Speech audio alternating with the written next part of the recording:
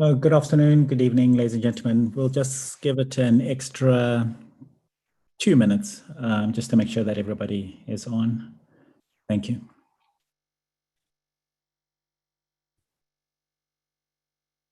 Good early morning, Shanghai.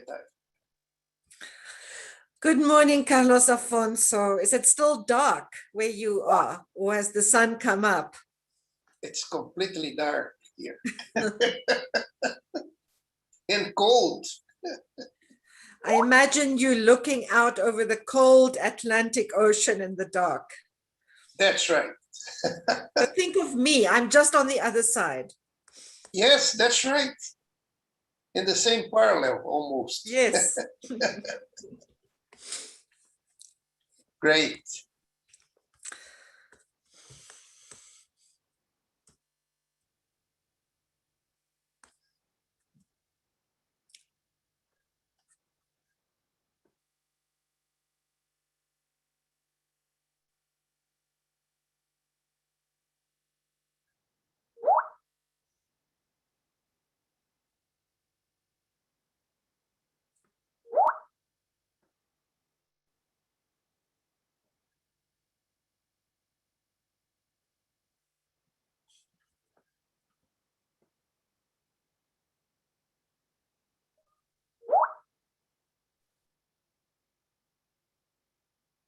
It's 3 minutes past 11, so I think we should start. And it seems like the participants have leveled off. So as Carlos reminded me, good morning, good afternoon, and good evening, ladies and gentlemen.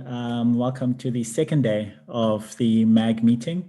And as usual, you know, the meeting is being recorded. There is a live transcript. There is going to be the summary report that's going to be published after the meeting. The summary report for last week's meeting is available on the IGF website. We would ask you to use the speaking queue, and then the chair will call your name according to the order that is displayed on the speaking queue. If you are not able to use the speaking queue, please, you can send a message to the IGF Secretariat or raise your hand, and then your name will be put into the speaking queue.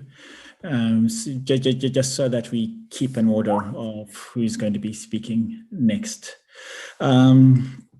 And please, when the chair gives you the floor, please restate your name and organization if you're speaking on behalf of an organization. And also, could you please speak in slowly in a measured tone, because there's it's good for the scribes, it's good for our own comprehension, and also there's some people whose native tongue is not English, so it's also important if you speak slowly, then they can understand you, as there is no interpretation for this meeting.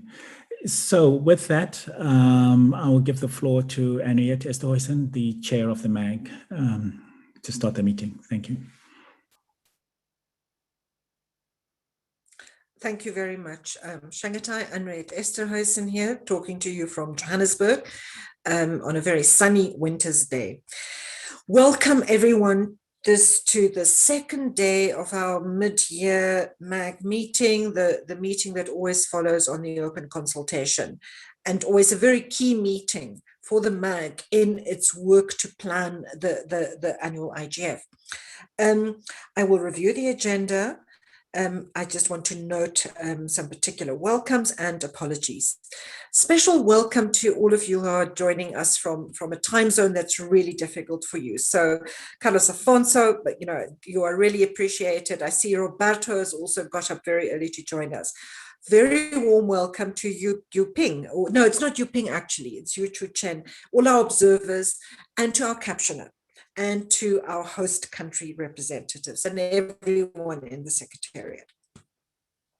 I'd like us to review the agenda. It's a continuation of last week's work, and thanks to all the MAG working groups who have sent in their evaluation results. But Louise, if you can just display the agenda. It's the agenda that Anya shared with you yesterday, but we've made a few little tweaks. And I'd like MAG members to look at it very carefully, because that will help in you addressing or thinking about what we have to achieve today, what our outputs are going to be. So our first plenary session will focus on an update that Shangatai promised last week on other aspects of the IGF beyond workshops. So he won't have a lot of detail to share, and we also don't want to allocate too much time to that today, but he'll give you a brief update. And then we'll move into finalizing the decision on numbers of workshops. And this was debated at length last week. We try to explain that the Secretariat, and I support them in this, prefers you to do your initial evaluation on quality and content, not on numbers. But we now have reached the point where we can begin to decide on the overall size of the body of workshops, the number of workshops to include. The Secretariat will give you a presentation with options, and we'll have to then discuss in plenary and make a decision. So I urge everyone to ask questions, to make proposals, to participate in that, so that we can feel that it's a collective decision of the MAG. We then move into breakout groups, and these breakout groups are only 45 minutes, because you really will have a chance just to revisit the decisions that you've already made. Most of the groups, not all the groups, most of the groups have shared their evaluation results. You will then have a chance to review them, but we want you to not just focus on that, because the assumption is that you've completed the evaluation. We'd like you to begin to think in those breakout groups about the structure of the program, how to treat issue areas and cross-cutting areas, main focus areas, whether you need to use sub-themes at all or not in the way the program is structured and conceptualized, and policy questions. Initially, the plan was to look at policy questions as a way of structuring the outputs of the IGF. And I think in the first plenary session, I don't see it here now, but I think we will also see a presentation from the Secretariat on the current high-level plan for outputs of the IGF. Then we'll have a short break.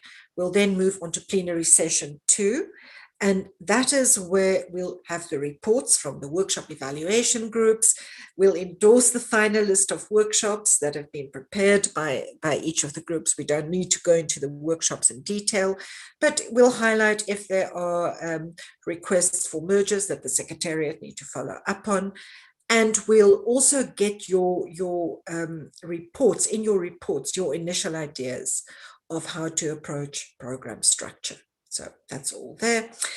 After that, we'll have plenary session 3, and that's when we now shift away from the workshop. So very important for us to feel that at the end of plenary session 2, we can draw a line under the decisions about workshops, number of workshops per issue area.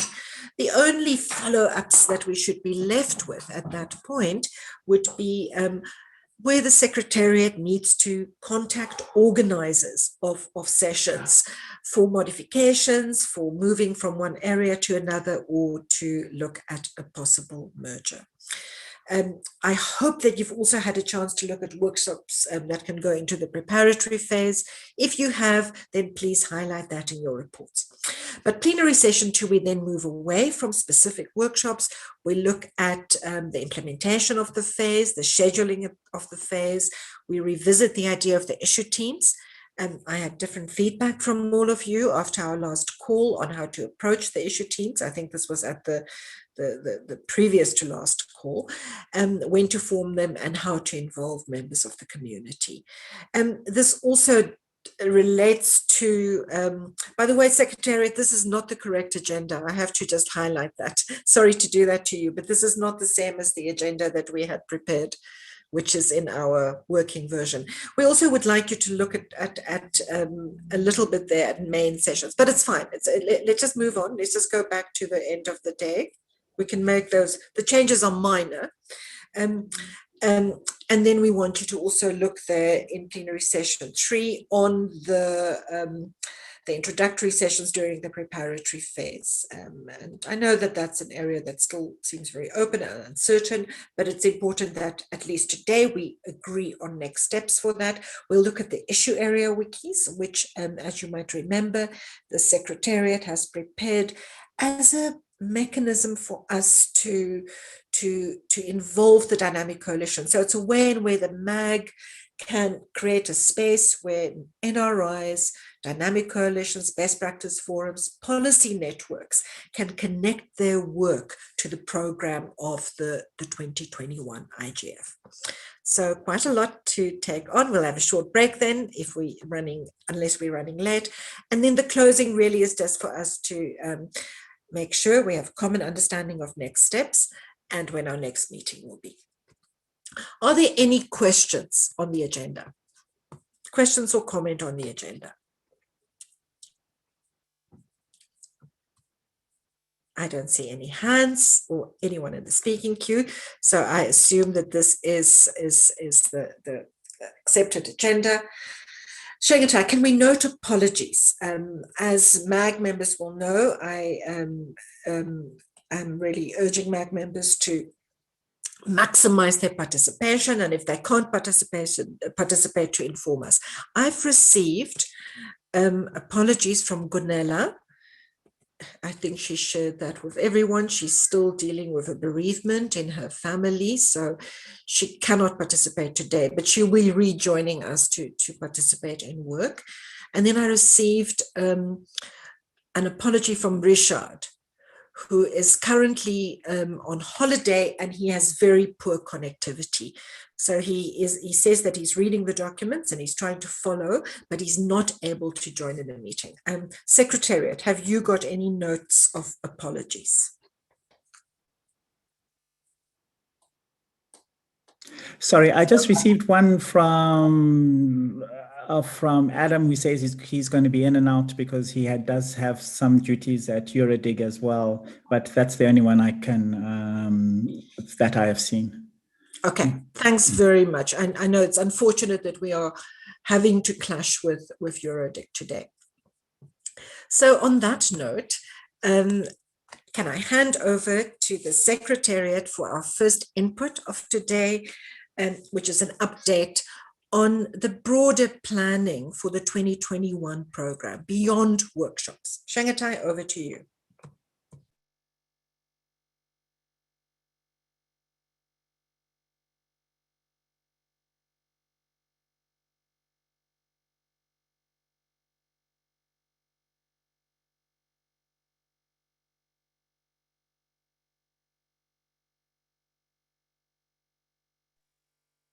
Shangatai, are you muted by any chance?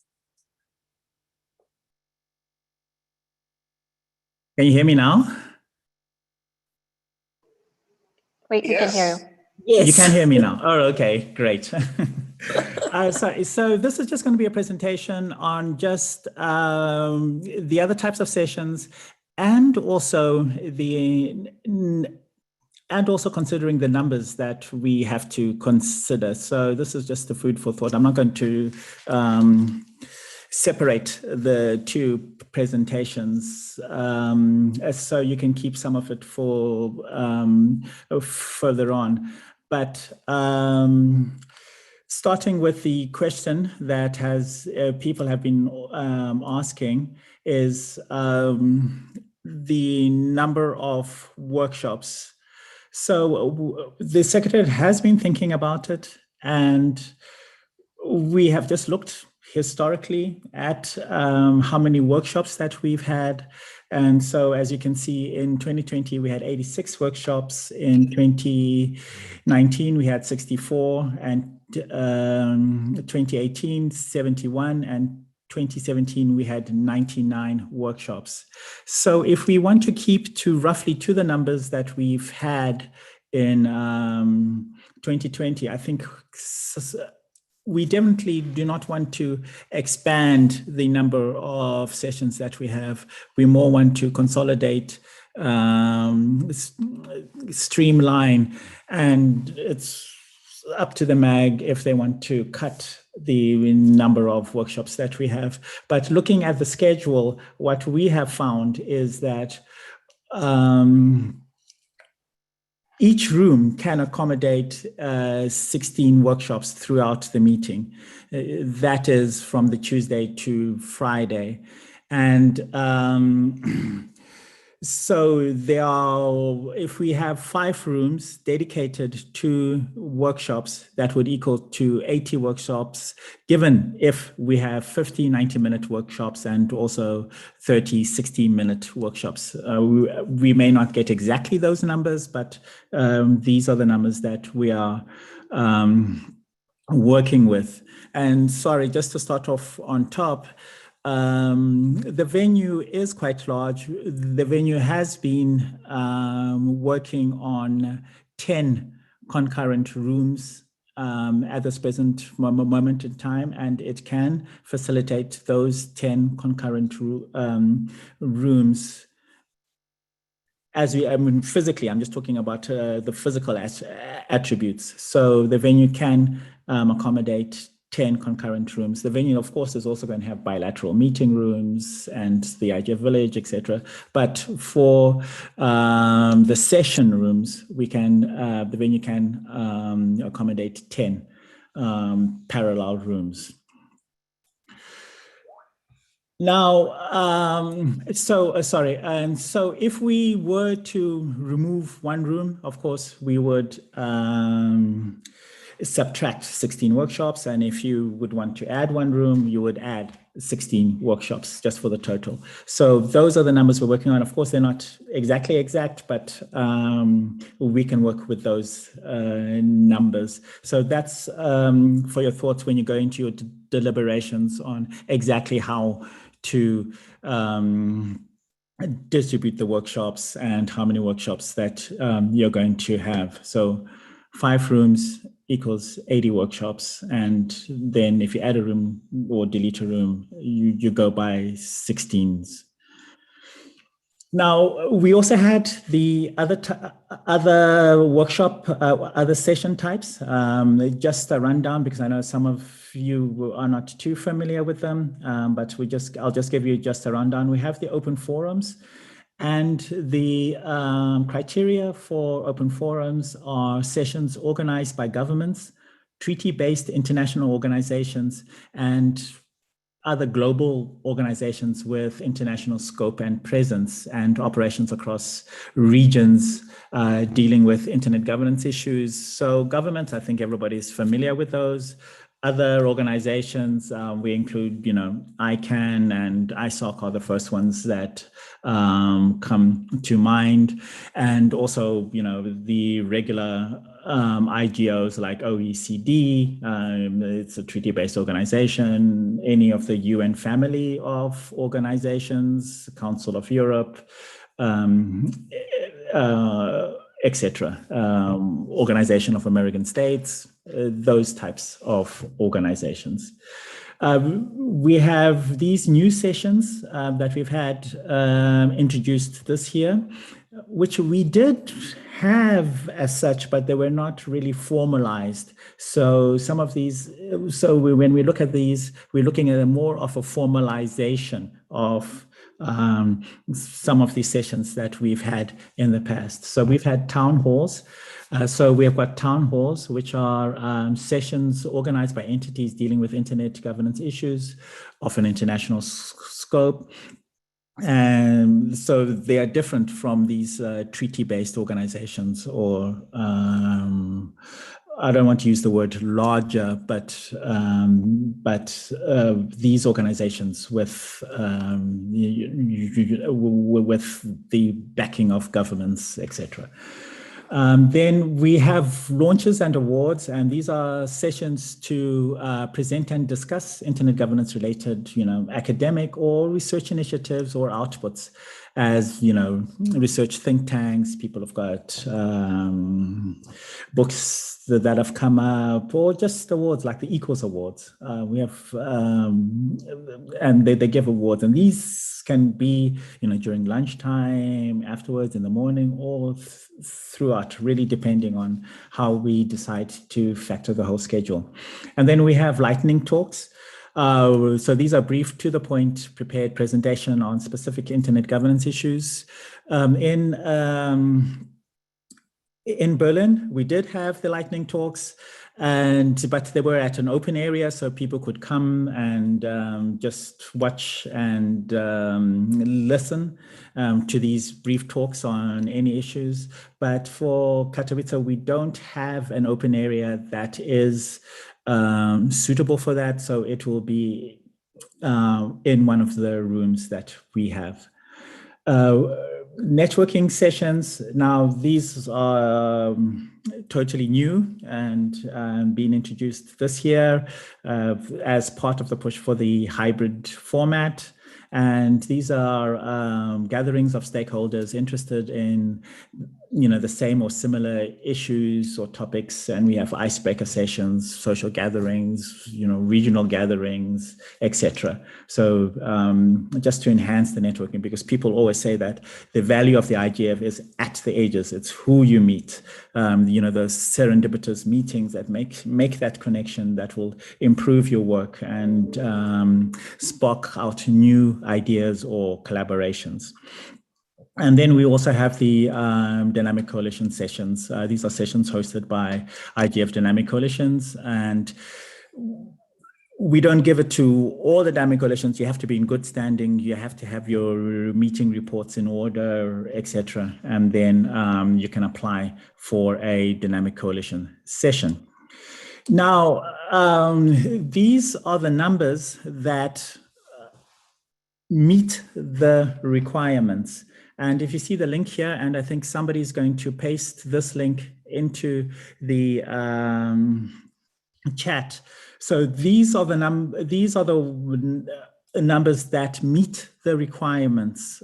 So they're not being selected yet, they just meet the requirements, and they are available on the IGF website. So we have 30 town halls of 60 minutes each, lightning talks, 35 of them, open forums, 60 minutes, 33, of them, launches and awards, 10 of them, networking sessions, 7, and we're still encouraging people to apply for networking sessions, because we do believe that these are actually very, very important. So the application for networking sessions is still open.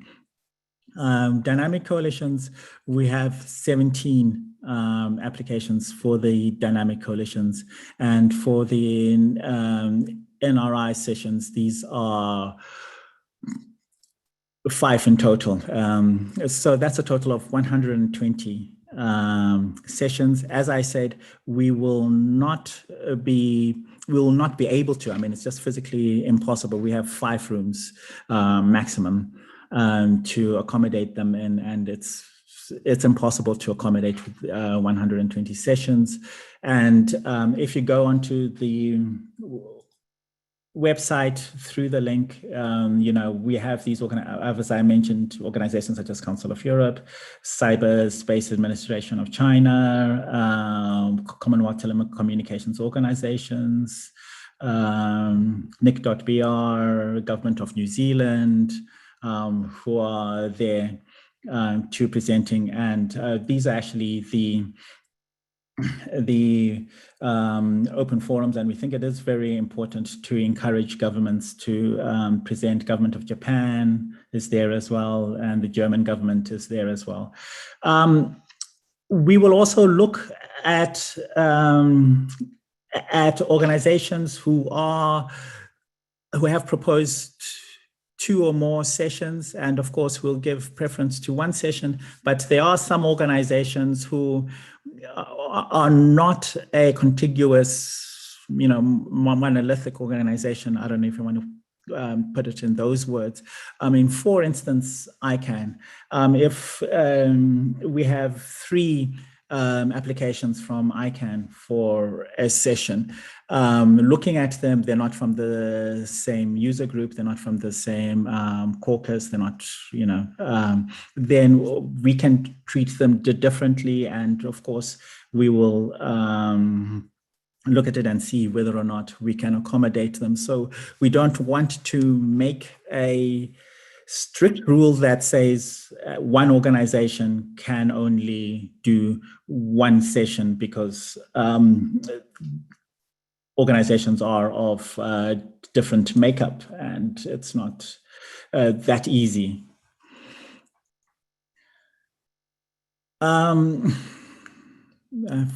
Yes. Also, to keep in mind, we have the opening ceremony, which is for 60 minutes. And we do plan to have either the President or the Prime Minister of Poland there, and hopefully the Secretary General as well will be able to make it. We have the 4 high-level sessions. And these high-level sessions are still in development. And as soon as we have something that we can show you, we will. And our Polish colleagues will also make a presentation. But we will go deeper into that. Not now, but in a month or so's time. And then we have the main sessions. We don't know how many main sessions that we are going to have. And we have one parliamentary session, which is for 60 minutes. And then we have the traditional open mic and closing ceremony. And then we have 2 best practice forum, and then we have the 2 policy networks. I'd just like to point out again, just so that everybody's on the same page, for the opening ceremony and the open mic and closing ceremony, nothing runs parallel to it. Those are the only sessions that run at that time. And for instance, as far as room allocation is concerned, for instance, for the main sessions, they're allocated its own room. But again, it is depending on how many main sessions that we have this year, if there's not enough for its own room. But traditionally, main sessions have the own room. And we also try and keep each stream in its own room, so that we avoid overlap of 2 sessions of the same interest or of the same track, if you want to call it, happening at the same time, so people don't know which one to go. So we try and make it as easy as we can for people to follow a particular stream by either staying in the same room, and then that will go on, instead of trying to run from one end of the venue to the other end of the venue. That's the end of my presentation. And if you have any questions, please. I know it's very light, but yes, we're here to answer questions, and we'll answer them to the best of our ability. Thank you.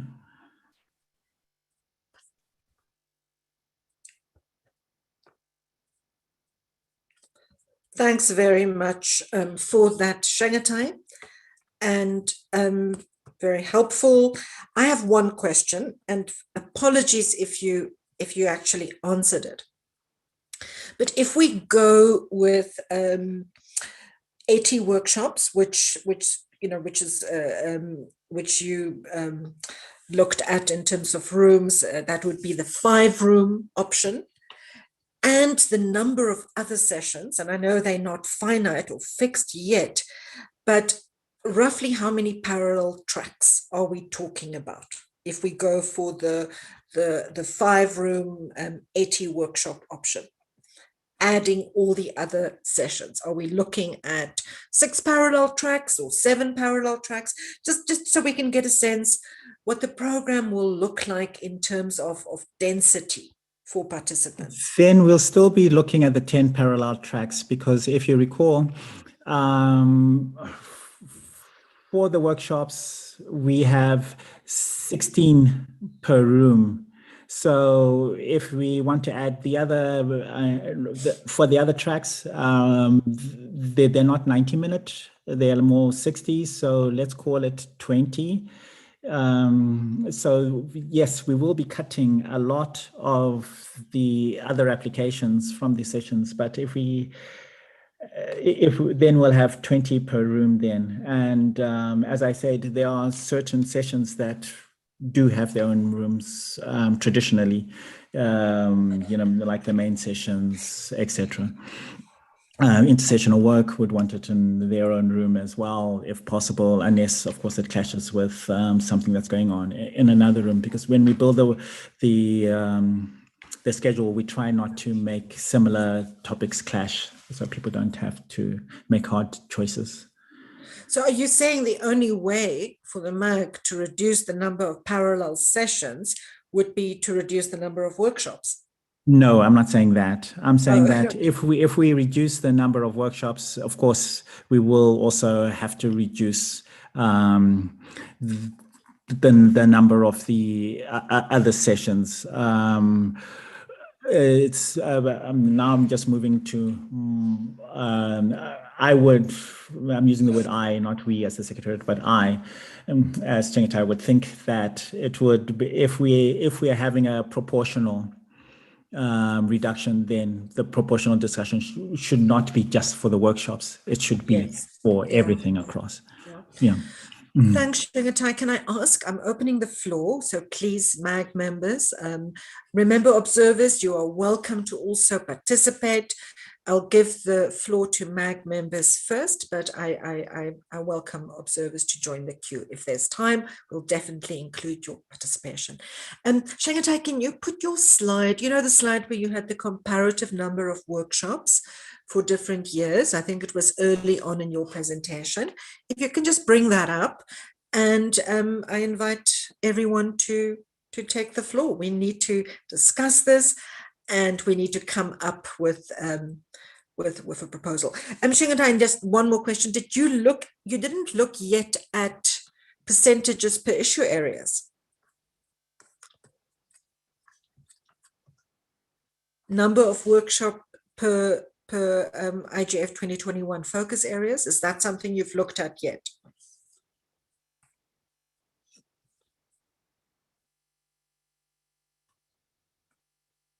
I think you are muted. Oh, I'm so sorry. Yes, we did. Can you hear me now? Yes. Yes, we did. I'll just ask somebody from the secretariat to just say those numbers, because I didn't put them in my presentation. Yeah. If we can have them and also put them in the chat, because from the MAG's perspective, the evaluation groups, that needs to be decided. And so just while the secretariat brings up the content or finds the content, just to give you all a background, Roberto Zambrano and the workshop process working group had already prepared an outline of how to allocate number of workshops per issue area. This was based on the broad MAG in principle decision made earlier this year that we would allocate, I think, what Roberto helped me, we'd have a 60% versus 40% allocation for main focus areas and cross-cutting areas, but the MAG does need that kind of guidance at this point. So the Secretariat, I asked them to work with Roberto's proposals, and another MAG member sent some proposals as well. I think that was Maria Paz. I'm not sure if she's with us yet. And based on that, they've come up with a guideline in terms of how to allocate numbers of workshops per issue area. Secretariat, can you share that with us?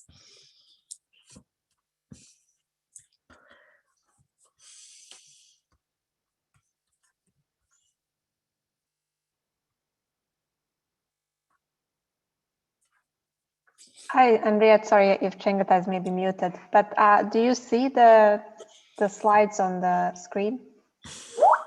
We do. So this is the balance of issue areas for top 40, top 60, and here is the comparison for everything that was received and submitted for evaluation. So top 203 versus top 60 and 40, and you can see the balance here. Okay, this is not really what I was asking for. So unless I misread this, what we need now is for each MAG evaluation group, when they do the final selection of sessions, to have an indication of how many. So Secretariat, if you haven't done any more work on that, I will ask Roberto and Maria Paz to present their thinking on this topic so far. Roberto, do you want to go first? Sure, Madam Chair, thank you very much. Roberto Zambrana, second year MAG member from La Paz, Bolivia. I'm sorry I didn't prepare something more clear, but as Henriette said before, the main agreement about allocation before we actually launched the call for proposals was to have a 60% allocation for the main issue area, and the remaining 40% for the emerging and cross-cutting themes. That was an initial agreement. The second agreement was to have flexibility in each of these groups, of these issue groups. So that flexibility meant by that time to first receive all the different proposals, as we did already, of course, and then to see which will be the density in each of the internal subthemes. You know, we have two main issue areas, and we have 4 emerging and cross-cutting themes, and of course we have different proportions of proposals that were received.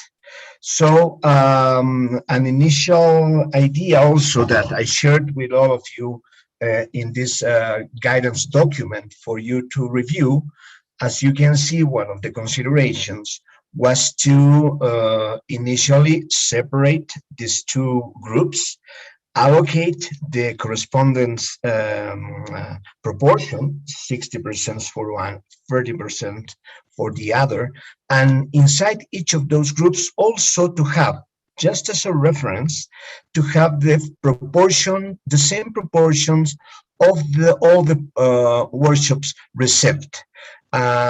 So if we go through that guidance and if we follow that idea, of course, we are not going to have the same numbers inside each of these two main groups. So yes, we can work a little bit more with the Secretariat, Henriette, and perhaps for this initial idea, we also are going to hear what Maria Paz had to say. We can work with this approach, and it has an alternative also.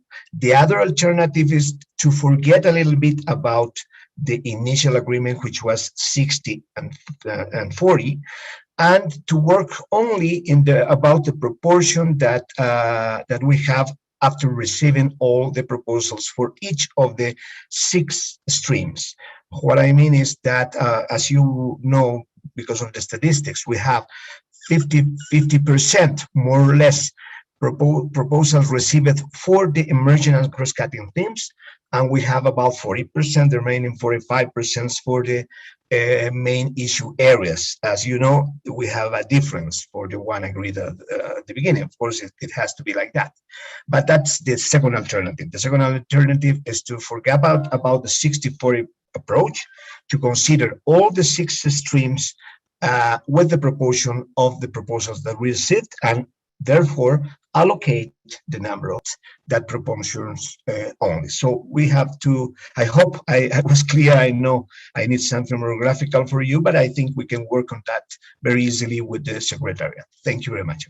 Thanks, Roberto. That's perfect. And I think we, after the breakout groups, when you finalize your selection, we can also give the Secretariat the numbers and we can look at coming up with something. And what I'd like you to do now, if you don't mind, is just to post those proposals, and Maria Paz, your variation on that. Just post it in the chat so that we can have it. But let's revisit the primary purpose of this discussion, which is to look at the total number of workshops. So we can finalize how we allocate proportionally the number to issue areas using the guidelines that MAG members have already been thinking on. But just think again of Shangatai's proposal, what he presented to us in terms of the number of events. If we go for the 80 workshop option, we know we also have already 120 other proposals, then we know that we'll have a minimum of 200 sessions for the IGF this year. And we know that last year, I think we had about 220, if I remember correctly. And we had more days maybe and more time zones, but that is I would say probably one of the not one of the largest IGFs, but it would put us very much at a similar level to Berlin and 2020. So MAG members, how do you feel about the number of workshops? Do we go for 80, which means we have 5 rooms allocated to workshop for the duration of the IGF for the 4 days? Or do you feel we should accommodate more or fewer? I don't see any hands.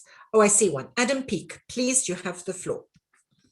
Hi, Henriette. Good morning, everybody. It's Adam speaking. Adam Peake speaking. Sorry for the record. I don't know how others feel. I'm fine with using 80 as a target. We can, work around the edges of that number, perhaps. That would be simple. I put in the chat about, the work that Roberto and Maria Paz has done, and I'm grateful for this because this type of maths is always way, way beyond me. And I do think it's important, but at this stage, we don't have very much time. So my suggestion is we look at the proposals as they fall from the evaluation groups. And if we have issues after we've done that simple evaluation of sort of the hierarchical ranking and the appreciation that people have given these over the past couple of weeks, then if we still have issues, then that's when we come back to the balancing. I'm aware that, in January, we listened to the community about the issues they thought were important, but in many ways, asking people to submit proposals is actually repeating the process. We're asking people to submit proposals on issues that they told us were important, and if they don't submit proposals on them, then that is a sort of readjustment of their original opinion, in my view. So I would stick with the 80, and I'm not wedded to that. I just think it seems like a logical number. I have 2 comments, and the first one is only a comment. And if this is the largest IGF ever, that is an achievement in and of itself, and it would be good to see. However, I do remember that one of the pieces of feedback, quite a strong piece of feedback I think we received, was that people were saying the IGF was actually too large and it should be more focused. And one of the issues around focus was, of course, issue areas. The other issue was actually just the size and complexity of the schedule that people were faced with. And this has been a long-standing issue with the IGF. So I just wanted to mention that. I think it's fair to do so, as I believe it came from the consultation. I'm not saying we should reduce the number. I'm just saying that perhaps it's not taking the advice we received. And I must admit, I do have a bit of concern about the amount of this agenda that is not going through the MAG. The MAG was established and we joined it to assist the Secretary General in convening the IGF. And at the moment, we're helping him convene about 33–40% of it, which I don't know. It's a issue for consideration, and perhaps not immediately at the moment, but something to think about, perhaps. But your original question, 80 is fine by me, and let's work around that number. But I mean work around in the sense of plus minus and so on. Thank you. Thanks, Adam, for that. And thanks for reminding us that the objective was that we keep the IGF more focused, that we are more output oriented. And there was a decision by the MAG to use 5 parallel tracks as a guide. At the same time, I think it's also important to remember that in terms of producing outputs, we do not treat all IGF sessions in the same way. And what the Secretariat has done in the last few years is to really focus on the workshops and the high-level sessions in the parliamentary track for outputs. I don't see anyone else in the queue, and it was actually in the draft agenda. It would be good, we don't have to do it right now, but I would like the Secretariat to share with you their high-level plan for outputs in the course of today's meeting.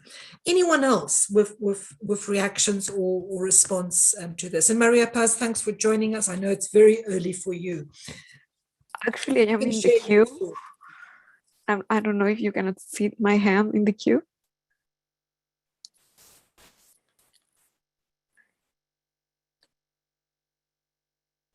Hello? I can't see your hand, but please go. Oh, now I can see it. Go ahead. Thank you very much. This is Maria Paz Canales. I am a MAC member in my 3rd year representing civil society from GRULAC. I want to intervene just to agree with Adam in terms of this idea of like having a number of sessions that respond to the feedback received from the community, of not making the IGF so huge that people finally get lost in following the different sessions and the different thematic issues. And I think that in this sense, the number of 80, it's something that is consistent with what had been the number of session for allocation for workshop in the previous year.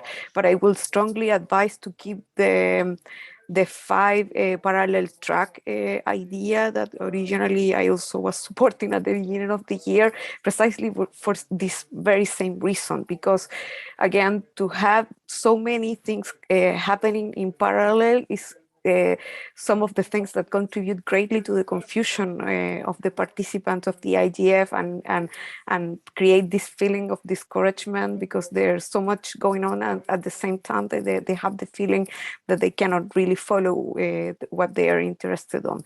So limiting the set of options that are running in parallel, I'll provide them more opportunity to participate in a spread way during the day in these different activities.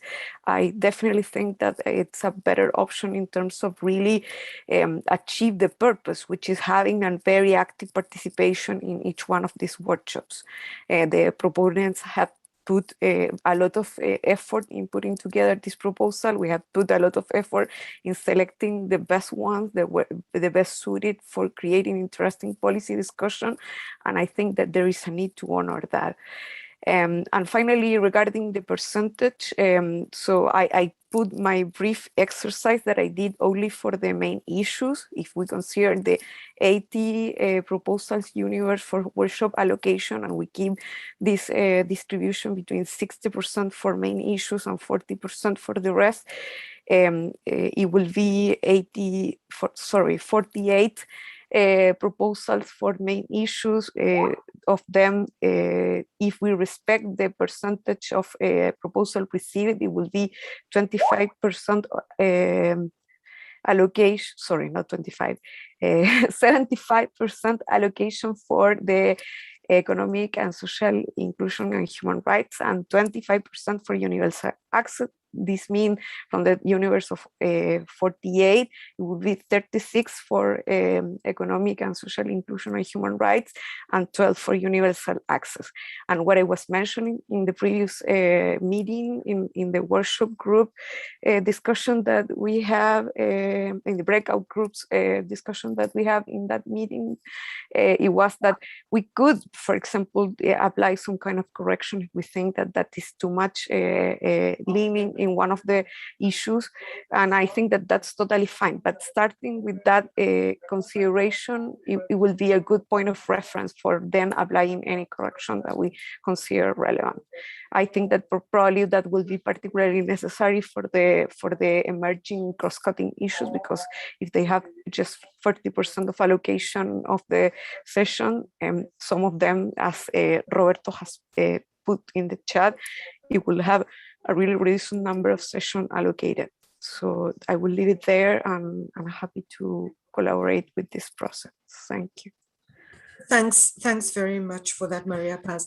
I think that what we need to do, we'll take more input now, and then we'll look at the initial, we'll come back to a proposal on numbers at a later stage. So I'd like you and Roberto to keep thinking about how that would be applied, but let's hear more people talking about this. Amrita, you have the floor. Thank you, Henriette. Amrita Chaudhary for the record, MAG member, first year. If I understand that there would be 8, we are kind of agreeing to having 80 workshop proposals being selected. Apart from 8, there would be main sessions and other sessions. So my question is, if you're looking at 80 sessions spread across 5 days, it is about 16 sessions a day, roughly. And if you're looking at 5 tracks or 5 rooms, it comes to about 3 or roughly 4 sessions for a theme per day. Now, if it is at the physical level, it makes sense. But when we are talking about a hybrid meeting, we also must keep this in mind, that there would be a lot of people joining online for whom sitting for so long may be quite difficult for that long. There may be some Zoom fatigue or something. Are we going to take those into consideration when we design the program length? Thanks for that, Amrita. I think that does have to be taken into account, and it would be good to also hear the working group on hybrid meetings reflect on that. And I think, I'm not sure yet if the Secretariat has taken the extended hours into account as well. I know the extended hours are not enormous, but yes, we do need to take that into account. And also, in fact, that I think with the hybrid meeting, there are different forms of participation, and not everyone will participate in the annual forum in real time. I think we also need to consider the fact that because it's still time zone centered, many people will probably follow on YouTube. So that also needs to be taken into account. Any other comments or reflections on this? It sounds to me that we are heading towards, there's a general consensus on aiming for 80, maybe doing some tweaking. And I think what's more of a concern for me is that we also want to aim to limit the number of parallel tracks, which at this point we are not doing. And I think that we have to live with that and accept that. If we go for 80 workshops, and if we add all the other sessions, even if we reduce the number of other sessions, we will have more than 5 parallel tracks.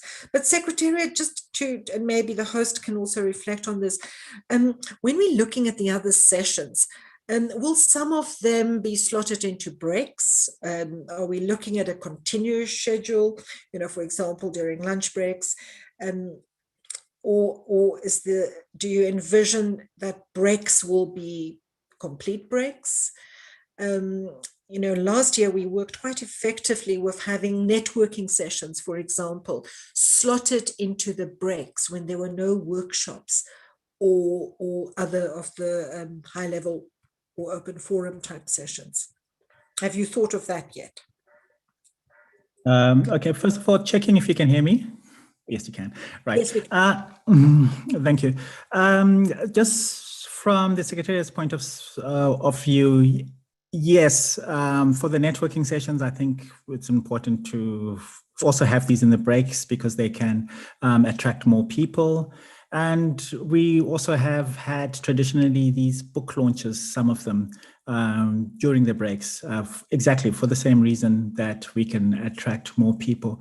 But we do have to liaise with the host country on this, and also we have to also put in mind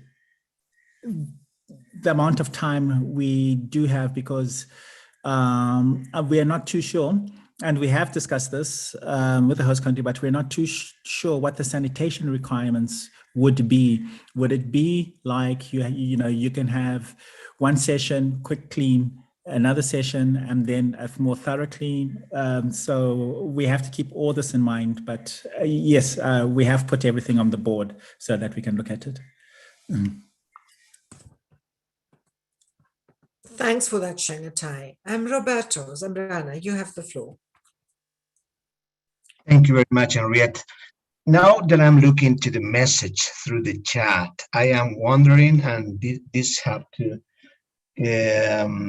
take us our attention, that if we go for the top 40 or top 60 proposals that we saw before, then you have to remember that we are actually not taking into account all the work that we've done during these last days inside each evaluation group, because those are totally different approaches.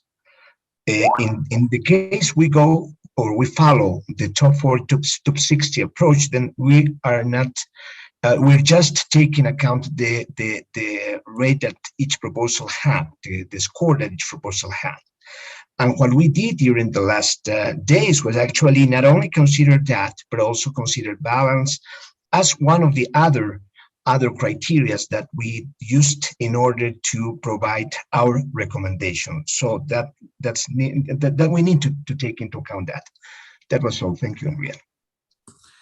Thanks very much, Roberto. So we need to move on. I think we have consensus on 80.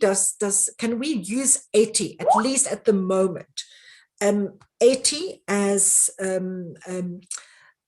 target number. We used Roberto and Maria Paz's proportional allocation as a target number. I think Roberto has taken some of the points in the chat into account. But is everyone comfortable with the idea of using 80 workshops as our target? Can we consider that agreed? I am confident.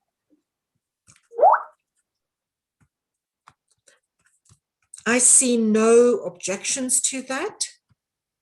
Are there any questions further on this?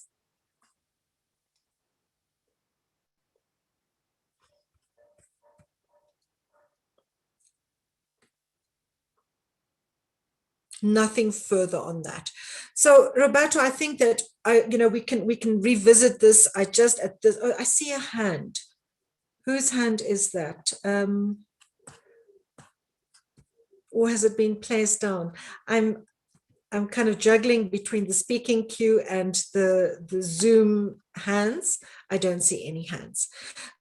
So let's consider that then. Our working target number is 80 workshops. We're using the guidelines, the proportional guidelines, as has been presented by Roberto and Maria Paz. But we will revisit exactly how we apply that once the workshops have finalized their selection. So we're going a little bit 2 steps forward and maybe 1 step backwards, but we're still getting there.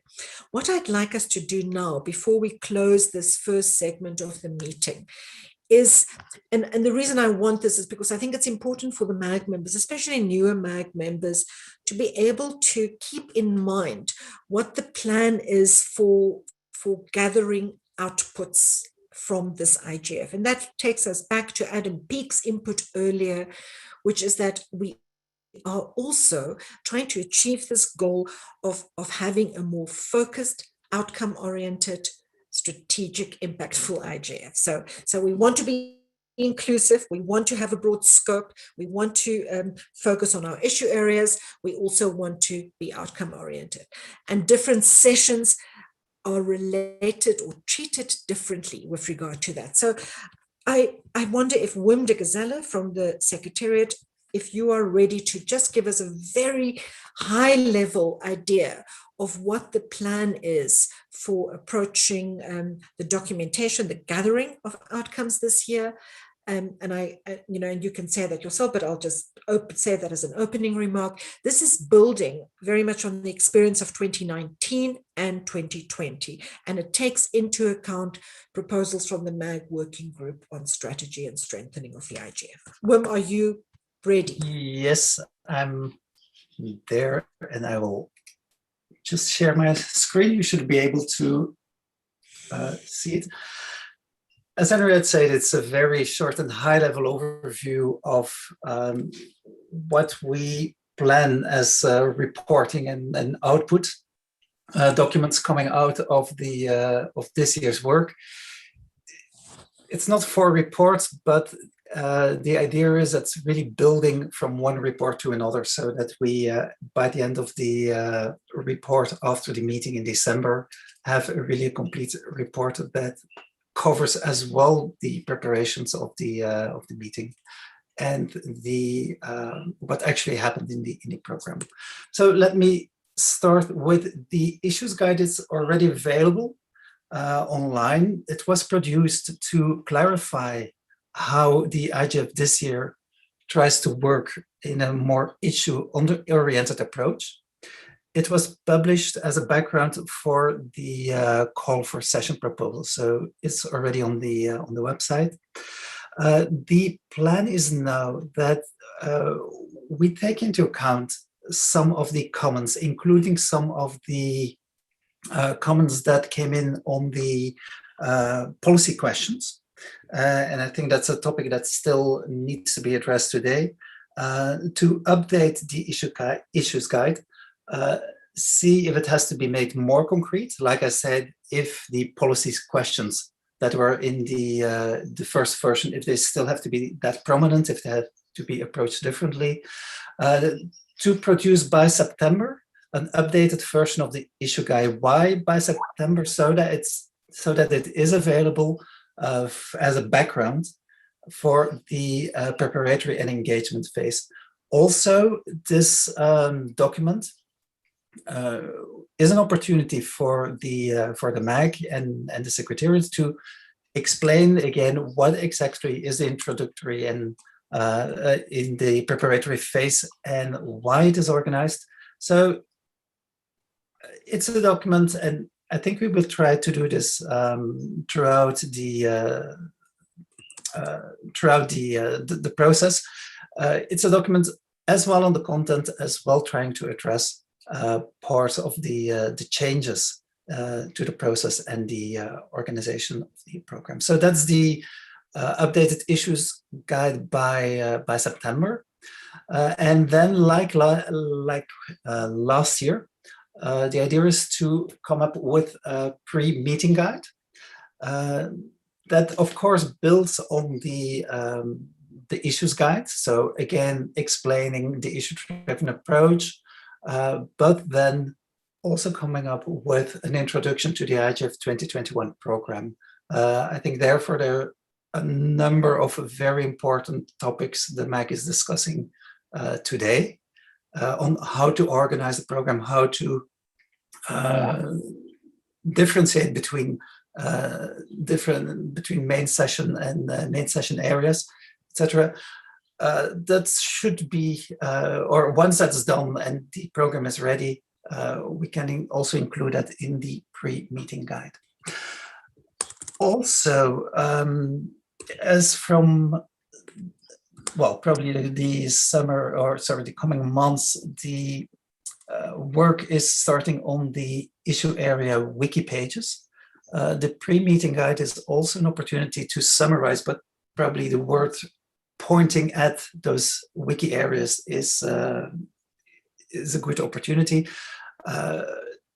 It is an opportunity to show in that pre-meeting guide from, look, we have the IGF 2021 program, but as you can see on those issue areas and those issue wikis, an issue area is not only addressed at IGF 2021, those 2 weeks in December, but on the same issues throughout the year at different parts of the IGF community. Work is going on, discussions are going on. So that's an opportunity to highlight that in the pre-meeting guide. And then after the meeting, there's the traditional IGF 2021 report, very similar to previous years. Of course, it will copy and paste the relevant parts from the pre-meeting guide to explain the background, but then include the traditional chair's summary report and also the IGF messages. Of course, one of the priorities that's or things that in red on top of our list is, of course, a comment we received last year that we have to pay attention on making sure that there is no confusion, no different sets of messages. So that's definitely one of the points that comes that we will pay attention to. But overall, I think the idea, and I think I can talk for Serena and the rest of the Secretariat as well. With regard to the reporting, I think two things are very important for the final report and the whole process.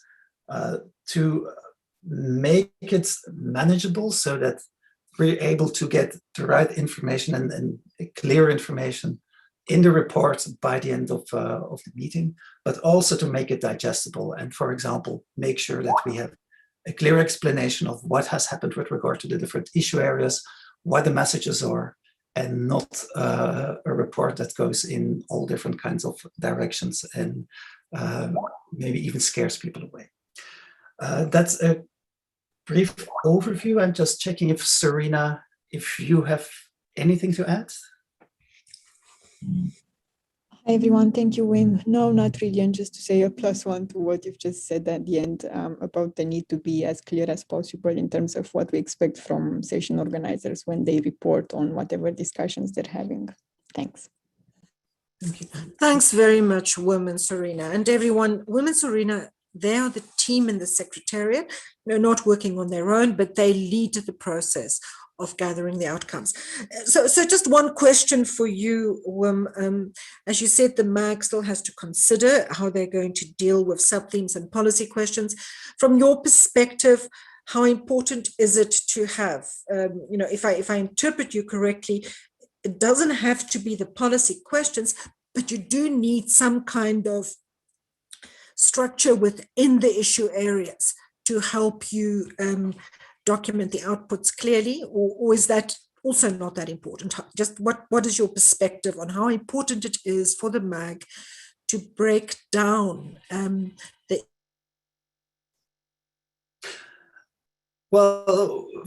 issue areas into either policy? I think it should be reflective on that. I would suggest to the MAG is look into the overall program, and the focus should not be the reporting, but the overall program should be clear. And that's probably gets very close to the discussion earlier on, that in the past people have been criticizing that too much was going on and too many sessions and what's so my suggestion would be to really focus on that. How can we make the program more transparent or more easier to digest, and then the reporting will follow. Strictly speaking, it's not necessary. I mean, it's not really necessary for the report that there are policy questions, but it's important for the if it's relevant for the program, that an issue area you can split up in parts, then the reporting will follow. Thanks very much, Wim. Any additions from other members of the Secretariat, or any comments or questions on this topic from the MAG? I see no one in the speaking queue. Are people clear on this approach to gathering and documenting IGF 2021 outcomes?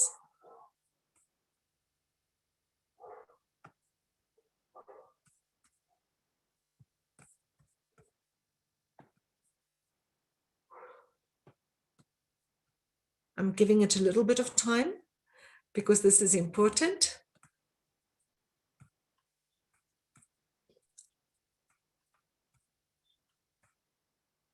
Do you feel that you want to come back and discuss this at another time?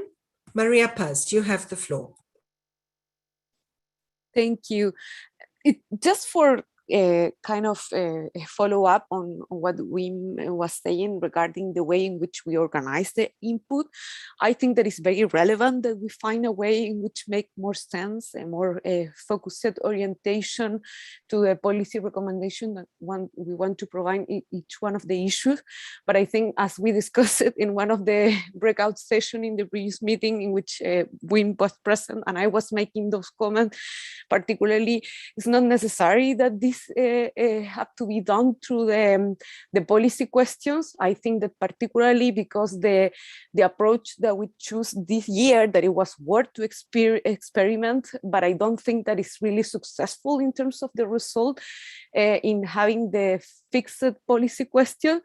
And particularly for this year, organizing the outcome around those policy questions, it will not be a good option because at the end, many of the proposals kind of fail to understand how to connect with the policy question that they were selecting.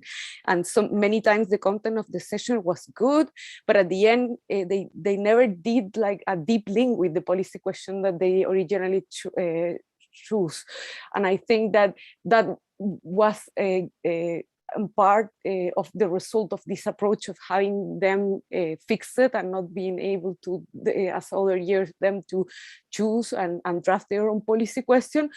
And for that particular reason, I will be more keen of like trying to organize the input in a more thematic way in terms of like identifying thematic lines inside the workshop that I finally selected in the final selection for each one of the issues, and try to create these cluster topics for them use for the report. I am totally comfortable volunteer for doing that job in my group if that is helpful.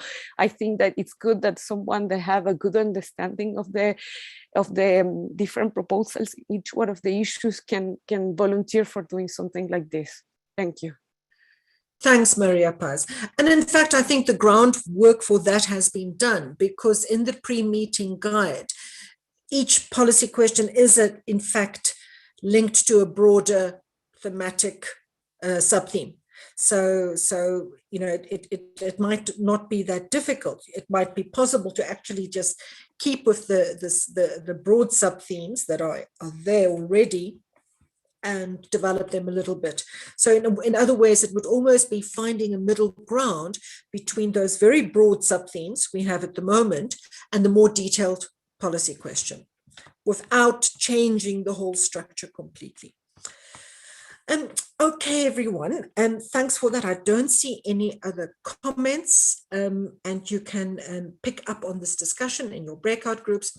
But to give you a clearer guide in terms of numbers of sessions to use as the parameters for your final decisions, I'm going to call the break now, and then the Secretariat can quickly work with the proposals that we have already and the discussion in the chat to give everyone a general guide on how they should look at the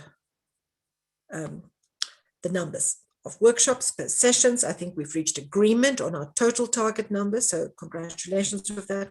That's 80. So let's have a 15-minute break now and come back at 10:30 UTC, at which point we'll come back first in plenary and then go into workshop evaluation groups. So thanks everyone and enjoy your break. See you in 15 minutes.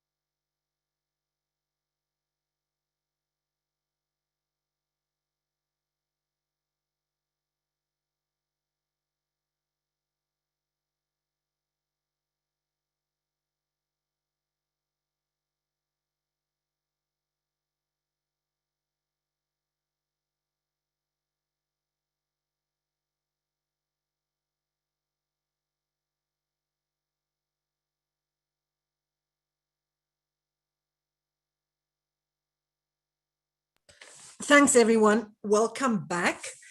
And I hope everyone enjoyed the fact that we called an early break.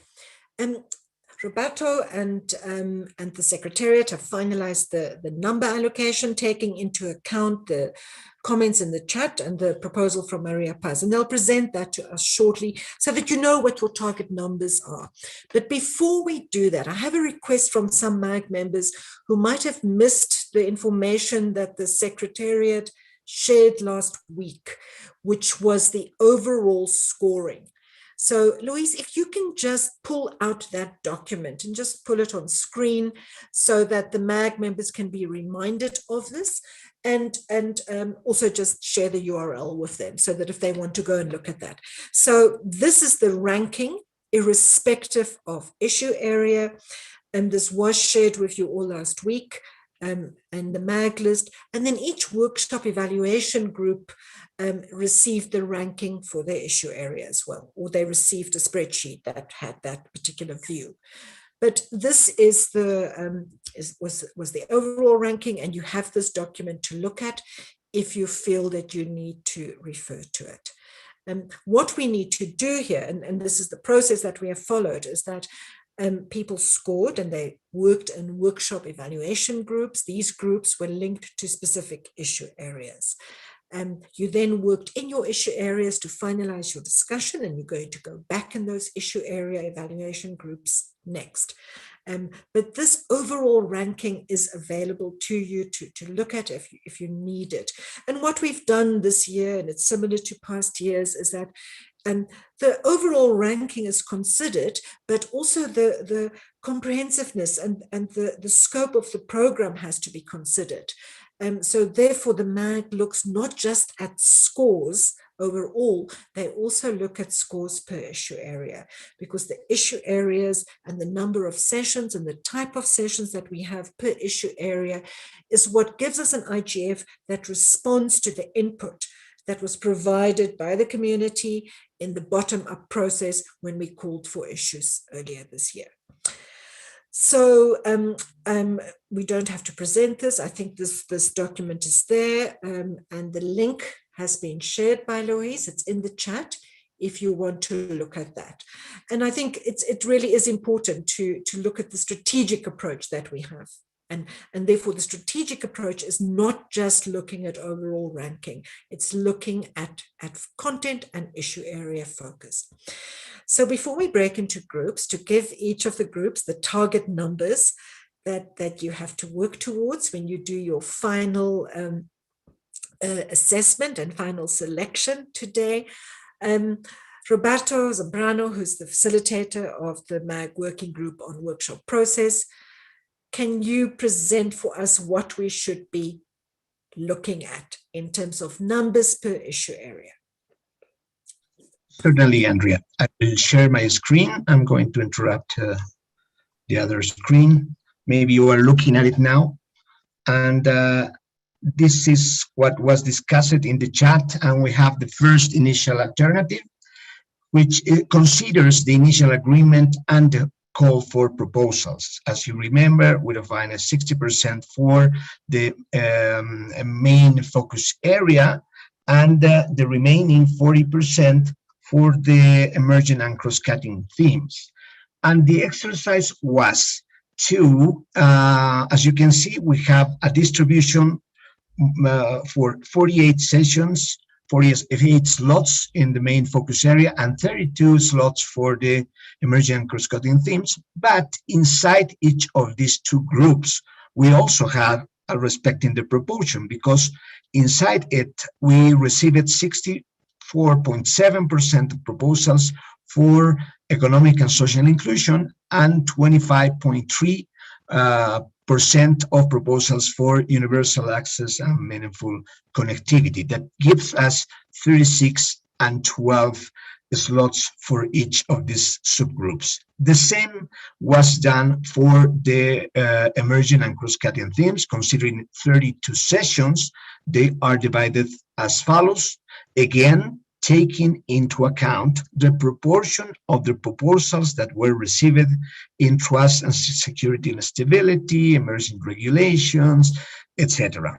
So this is the first alternative, and then we go into the second alternative. In the second alternative, we are not considering that initial approach of the 60-40 for these two groups, but we are just considering the proportion that we have in the received proposals. This is the overall proportion, this is the overall percentages, and if we use these percentages, then we will have this allocation. The main difference that you will see is that in the initial one, we have a more quantity of slots, more number of slots for the economic and social inclusions. We have 36 assigned slots, but in this second alternative, we have only 27. And of course, the difference are spread into the other topics, the other themes, which maybe provides more balance for. And those are these two alternatives that you can consider for your work in the groups. Thank you, Henriette. Thanks very much, Roberto. There's a request from in the chat. Can you put the two proposals side by side, if that's possible for you, or just you know maybe flip back to the first one and the second one, and then I'm opening. Sure, I will put them in one screen. Just a minute, please. Please, if you can put them in one screen, that would be perfect.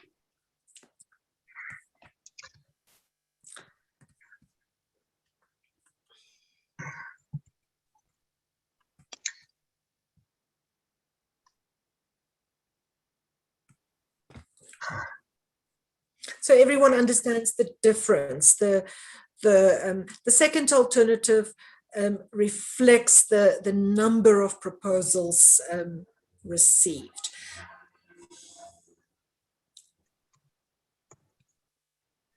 Oh, well, I have them, but it's a little bit small. I hope you can see once and share.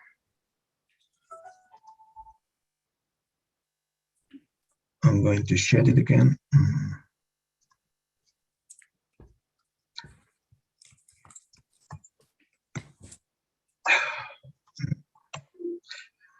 I'm not sure if you can see it well, Henriette, because it's very small. It's small, but I think MAG members will be able to look at that. I think the difference really here is just that we have that alternative 2 is more reflective of the number of proposals that we received. It still respects the overall percentage breakdown, but the allocation of numbers is slightly different. And I think the advantage of this proposal is that it reduces the number of main session focus areas, but that's also the limitation of it. And it respects the fact that, for example, in trust, security, and stability, there were a very large number of proposals. So if MAG members have any concern or comments, now is the time. We have the proposal from Roberto, which is to go with proposal of alternative 2. So that's coming from the workshop evaluation process and their thinking. So if I see no objections, I would suggest that we work with alternative 2. And this is still not finite. So, we still can, if in your breakout groups now, if, for example, the working group on economic inclusion and social and human rights feel that 27 is too limiting for them in terms of high scoring quality proposals, we can revisit this. You can reflect that in your reports. So if we're happy with that, can we put the breakdown in the chat, please, Roberto, or the Secretariat, so that the working groups and all the working group facilitators can copy it for use in their discussion? Any questions? I will put it in, sorry to interrupt. I will put it in a shared presentation, and I will send the link through here. Just a minute. Thanks a lot. Thanks. Send it to the list. Roberto, thanks for that. Louise, can you bring us back to the agenda so that we can prepare for the next segment?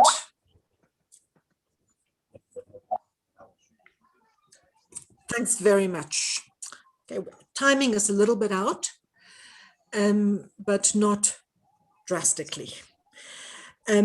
Because we had our break earlier. So MAG members, this is when we break into groups again, observers, seeing as we have discussion of individual proposals, you cannot participate in these sessions. So these breakout groups are only for the workshop evaluation groups. Louise from the Secretariat will set them up, and then please MAG members, we'll move you and you can move yourself into those breakout groups. The task for these breakout groups is for you. Sorry, Arsene, can you just mute? I think there's noise there. Your task is to finalize your selection. You've already finalized your basket approach. So you've all done the green baskets, the orange baskets, the red baskets. You've got your proposals for other issue areas. I assume you've resolved those with the other issue area groups, and where there are issues for mergers or workshops where you've proposed mergers, you've identified those. What we want you to do now is just to come up with your final list, your final green basket, and that would include or add to that any sessions that you feel you'd want to follow up with the proposals for that you like, you want to keep them, but you do need you need more feedback, and you've got your target numbers. And once you've done that, and I'm hoping that you don't spend too much time on that because you've essentially completed that work. If you can then also begin to look at this topic of sub-themes, policy questions or sub-themes, but just how you would like to see these workshops included in the program of the IGF. And this brings us back to the content focus and the strategic approach. So we have issue areas. Is that enough? Do you want to break them into sub-themes?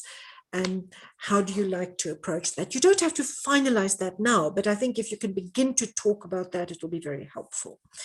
I think that's really essentially what we want you to do. So if at the end of these sessions, you've done your final selection of workshop proposals and highlighted any other topics for discussion on how to structure the program, how to approach the program, and if there are any workshops that you feel should be given the opportunity to merge or to include in the preparatory phase or receive any other follow-up treatment in any particular way. Is that clear? Any questions on what you need to do in the groups? I see no hands.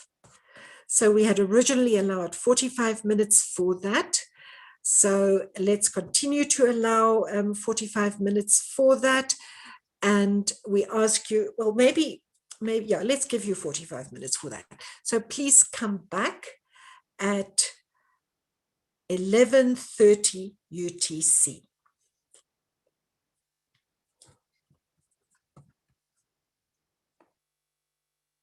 If you can do it earlier, that would be great. I'll check in with the groups to see if you manage to do it earlier, but if you need 45 minutes, take it, and then you can present your reports in the session that follows that. Any questions? Is everyone clear on what to do next?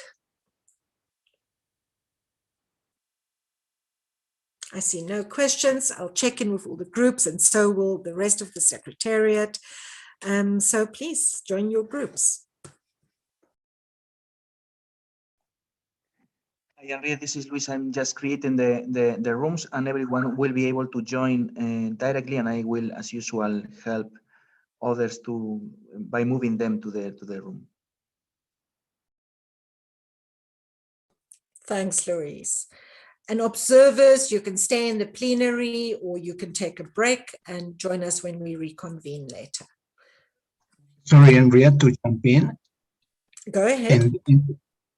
I'll just share it in the chat, the link for the presentation with the two alternatives, so you can use it in your groups. Thanks, Roberto. So all the group facilitators and other group members copy that so you can use that when you have your group discussion. And then the other documents that you will draw on are your current ranking in terms of your evaluations.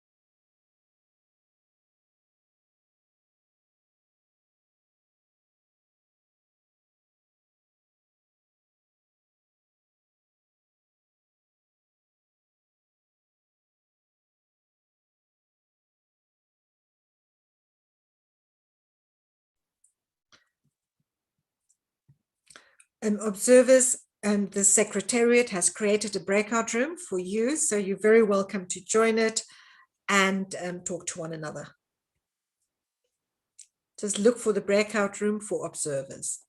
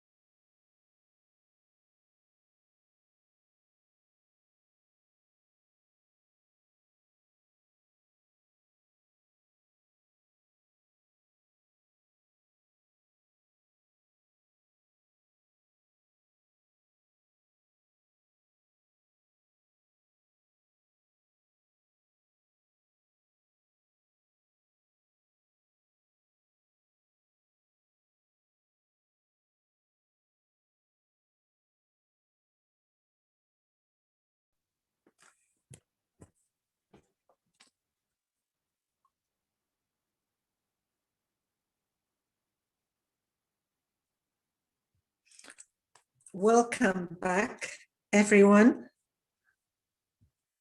Are we fully reconvened?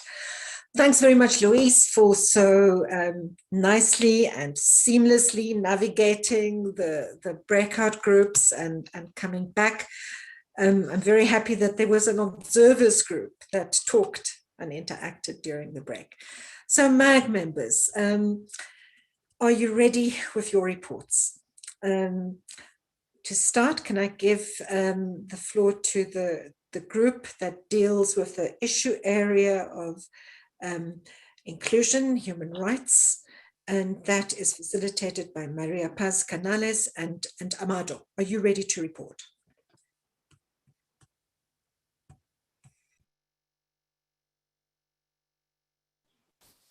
I'm sorry, I was changing my microphone because I'm having problem.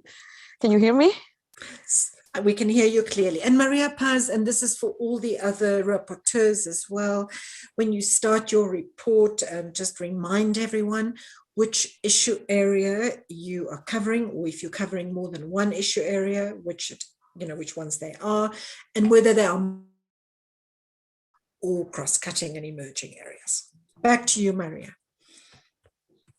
Okay. Oh no, I am sharing the wrong file. I'm sorry. This one is this one. No, I'm sorry. Why? I'm sorry. Don't worry, take your time. Everyone needs a bit of a breather. No, okay, I'm good now. I was confusing the two versions of the file, but now I am. Okay, so I'm sharing my screen for showing you visually what we have as so far as the determination of the different basket of our group, which is the economic and social inclusion and human rights issue working group. So in our case, the determination of going with the alternative number 2 of respecting the proportion of the proposal received for each one of issues, we consider that it's an appropriate approach, and that means that for our issue, it will provide the allocation for 27 workshops. So from the previous conversation that we had on this in the meeting last week, we already had identified 21 issues that were high scored in our 21 workshops that were high scored in our issue, and we want to keep them as the part of the green basket, with the only consideration that we have one proposal in this original green basket of moving one of the issues, the session 243, to a different issue, an emerging regulation issue. I got a positive response from Adam in the MAG list about considering this in their group. So I will appreciate any kind of update about the final decision that they made regarding if they will take on the workshop or not for their issue. Because it's a high scored issue in our bucket, and if it's not taken by them, I will definitely consider that we should keep it in ours. The worst things that could happen is to lose this good proposal. So moving on that, we also have one merging proposal in the session 197 that we will propose to merge with the session 203 and 208 that have exactly the same issue, but those were proposed as regional discussions for Africa and Asia. And the 197, it was more like a general global discussion that could be enriched by this participation from this regional perspective that were proposed in the other two. Finally, then we move to the orange basket for selecting the additional 6 workshops that we will have space if we consider that we have 21 identified already in the green basket, 22 if we don't remove the workshop 2 43. So we will have to select between 5 workshop additional from our orange basket. And the approach decided by the group, it was that we will respect the scoring of the proposal that we have. So we will promote to the green basket the higher scored proposals currently in the orange basket, which are the one that in my screen you can see in a darker orange. And if we take a quick look in the type of topics that they touch on, and it seems that it's a well balanced, but with the caveat that we can make that, of course, the title not always are fully representative of the content of the session, but to assess more deeply that, we will need more time for going and review the specific proposal. And we don't think that at this point we have enough time for doing it. So we will rely in the good scoring that they have that already was done by the group in the previous phase. From this group, also the same that for the green basket, there's one proposal that we proposed to remove for a different issue, for an emerging regulation issue, is the proposal number 261.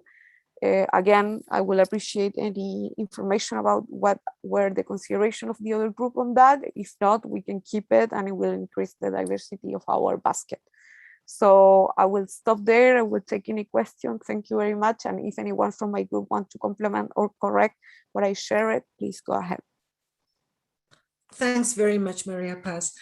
Any comments, any additions from other members of the group or questions from other MAG members? Hi, this is Joyce speaking. Sorry. Yes, Joyce, I saw your message. I saw it too late. You say you need 5 more minutes. Yes, but that wasn't what I was going to talk about. Yeah, so thanks very much, Maria Paz, for sharing your group's discussion. I looked at, I don't know if you could go back to your dark orange rows, your presentation, just to have a look again. And I was just wondering if, rather than force the orange ones to go into green just to fill up the numbers and the slots, some of the other issues may need those extra slots, because we have a few that are in green that we would have to cut out, but that they rank in terms of the scoring higher than your orange ones. And if we could negotiate for those extra slots instead. Thanks. Maria Paz, can you respond, please?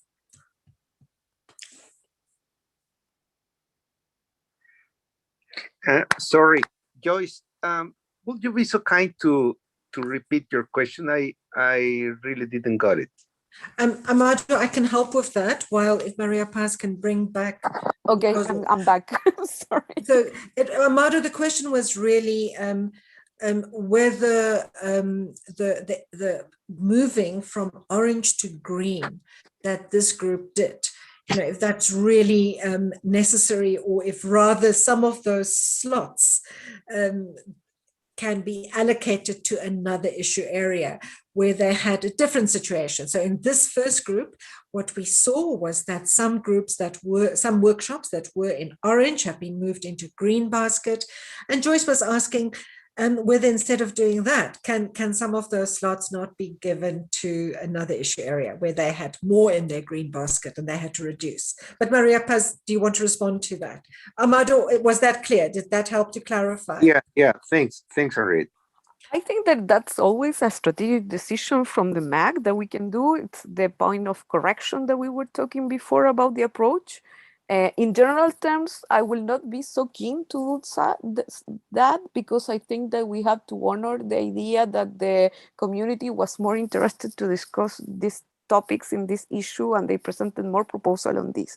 And the initial allocation in the green basket, we did it was arbitrary because we didn't have numbers like last week, and because we were an issue that had many proposals, 68 proposals. We have to make the cut in some places. So it's not that the orange basket proposal are less quality than the ones that were in the green proposal. They are as good quality, I mean, little less scoring was allocated for them. That is why they didn't make it to the initial 20. But in the sense of quality, it's not that we are like giving space from proposals that are of questionable quality. They are all good. The instruction of the previous way was to identify orange basket. It had good quality, high quality proposal also, the same that the green, but the green was that had preference according the high score that they had it from the group. So in general terms, I will not be so favorable to what Joyce was asking, but I think that is a strategic decision to make in the group. If the MAG feels strongly, for example, that some of the proposals in other issues need to be accommodated, we could negotiate that definitely. It's not closed at all. Thank you. Thanks, Maria Paz.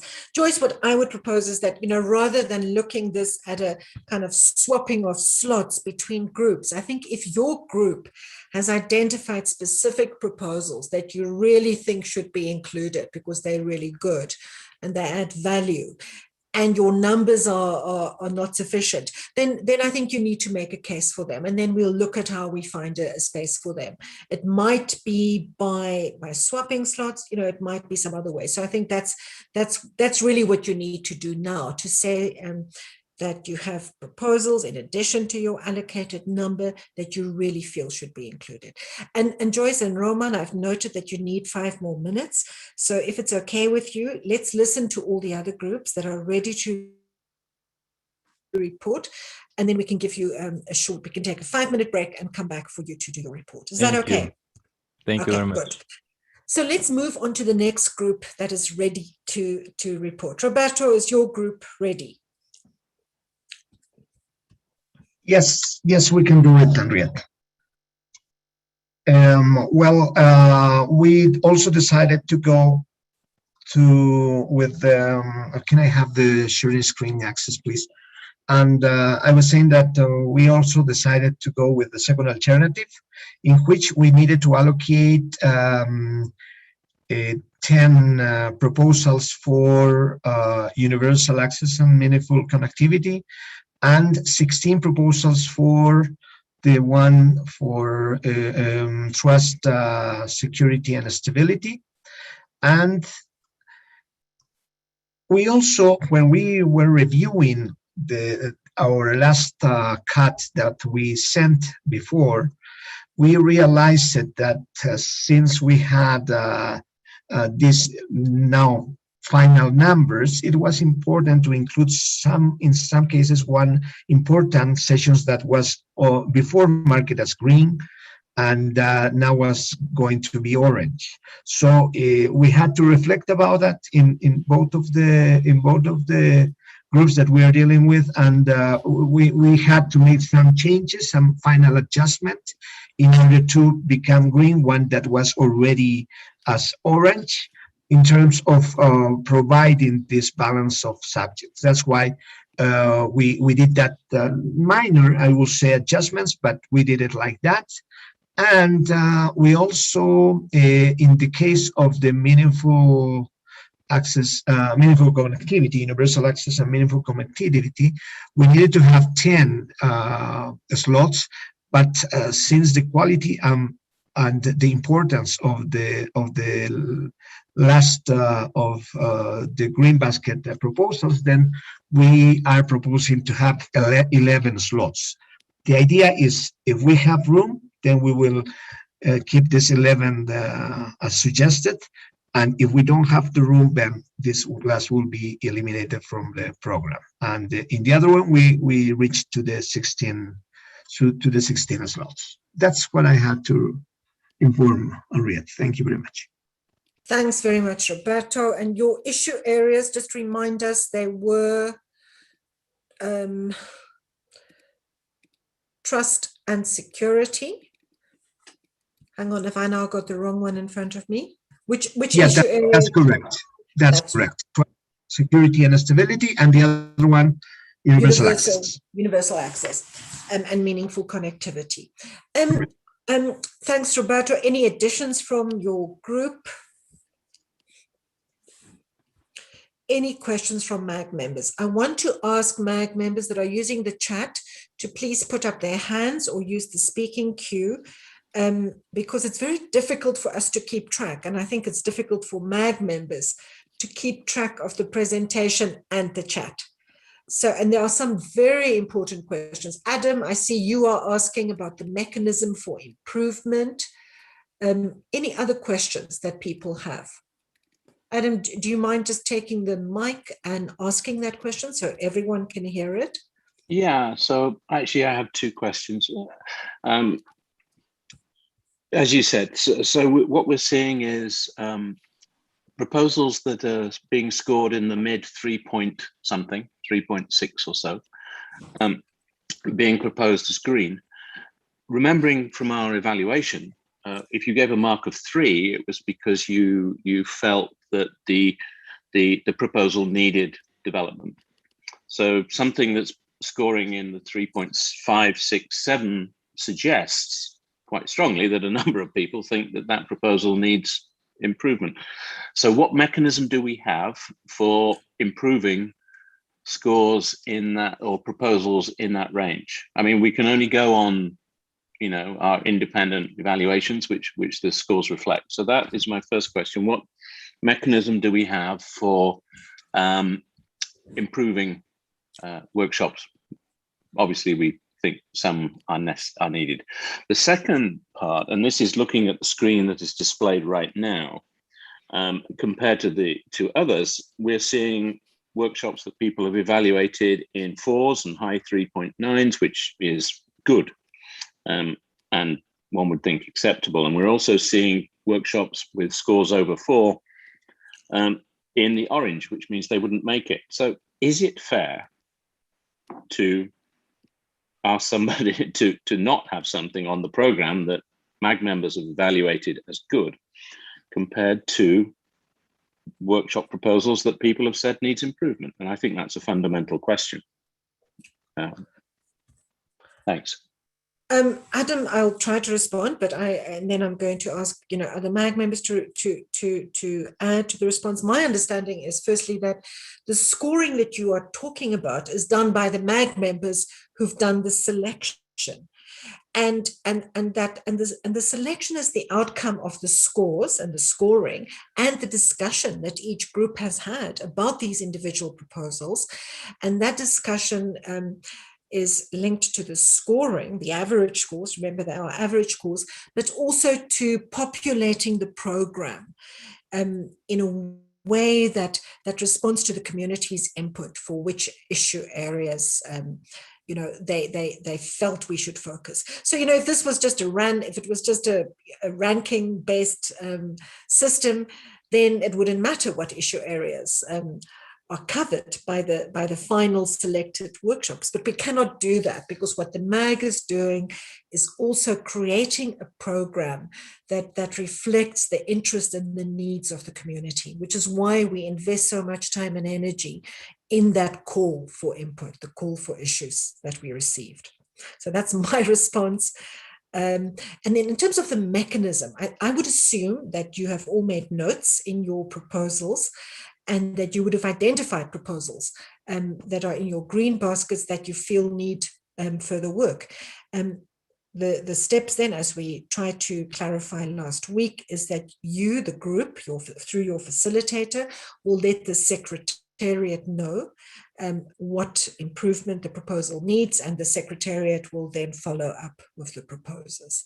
And then you would have the prerogative, you know, if the proposal comes back, and if the MAG workshop evaluation group, you know, for this particular workshop feels that they've not addressed the issues you asked them to address, then obviously you can move them out of your green basket. So Roberto, do you want to add to this response, or if the Secretariat wants to add, or any other MAG member? Does that clarify?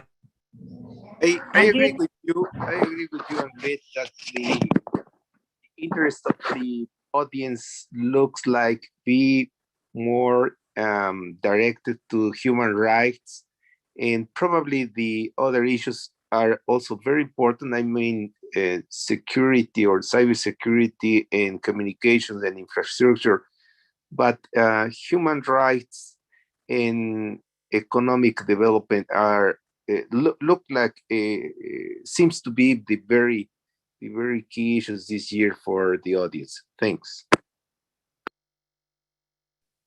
And nothing from the Secretariat, and Henriette, you encapsulated it perfectly. Thank you. Sorry, Shangatai, I think my connection dropped. Just carry on. I said nothing from the Secretariat. You did a very good explanation and your reasoning was excellent. Thank you. Thanks, Shangatai. And sorry, my connection dropped there. Adam, are you covered? I heard what you said, and thank you very much. Yeah. You heard, but you're not convinced. No, I'm absolutely not. But I don't see any point in continuing the discussion because we've moved on, and I think we need to move on. But I did want to say that I disagree with. It doesn't matter. Let's move on. I think it's more important we get this done. Henriette, Amrita here. Could I just clarify why we put that in, below and one above in our group with Roberto? Roberto, can you respond? No, I just wanted to add that we put the, one of the, if you look at our ranking, we put one which was ranked lower than one above, primarily because it discussed a different issue than what was there in the one which was ranked 4 and brought out from the list. Also, the variance out there was very high in terms of, variance in terms of the review of all the people who had reviewed it. And while it is merit-based, at times we wanted a larger coverage of issues, and that's why we removed it from the top, the selected top 16 to the 17th position. Thanks, Amrita. And Adam, I hope that helps to illustrate, or that helps to, Amrita's points helps to illustrate the process. The scoring is just a starting point. And remember that each workshop evaluation group is not adjusting other MAG members' scores. You are working with your scores and you are discussing your scores.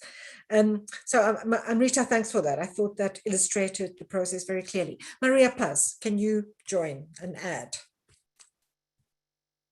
I put my hand down because at the same time, Adam, I would privilege that we continue the discussion, but I totally agree with the explanation you provided. I just want to support that because it's a strategic determination that it's not equal the way in which each one of the issues working group reviewed their own proposals.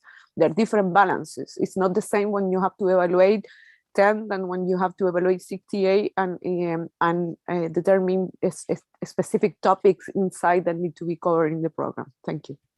Thanks, Maria Paz. Next, can we have the group? I think that is the group that has Teresa as the facilitator. Is that correct? Actually, Roman took up the role. Oh, Roman, that's your group. And you need more time. Yeah, 5 minutes would be ideal. So everyone, I would like to suggest that we give this group, so I think I suggest we can continue having discussion in plenary, but all people can take a break. But Luis, if you can just create a breakout room for this group so that they can have 5 more minutes. Henry, thank you. What I'm going to do is I will recreate the same group, but simply don't join them. And this group will join the room. So the group of emerging issues, I guess. Okay, so this is a group that that had multiple issues to discuss. Yeah, it's completely understandable that they need more time. And so that's Joyce and Roman. I think everyone else knows who's in that group. So please join that group. Let's keep the discussion going in the plenary. If there are any other questions or comments of a general nature, and this is a good opportunity for new MAG members as well to ask, and old MAG members to share their experience. I see that Jim has, Jim who's a very regular, Jim Prendergast, regular observer.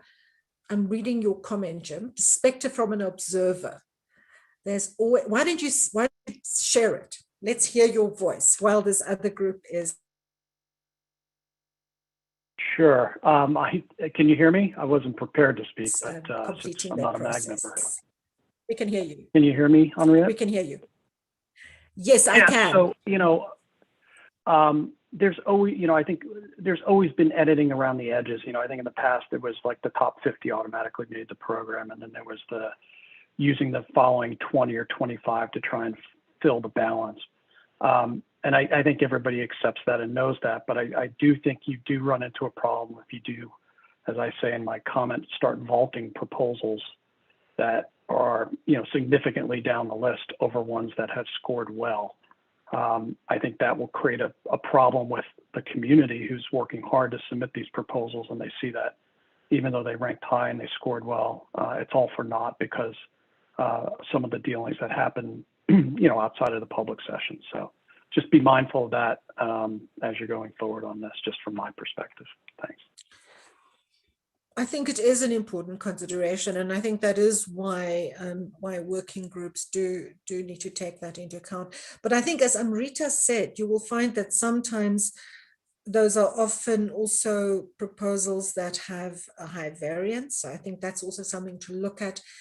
And then, Jim, I think the challenge here is that, if we didn't also try and have an IGF that is strategic, that responds to the priority issue areas of the community, then it would be easier just to use ranking.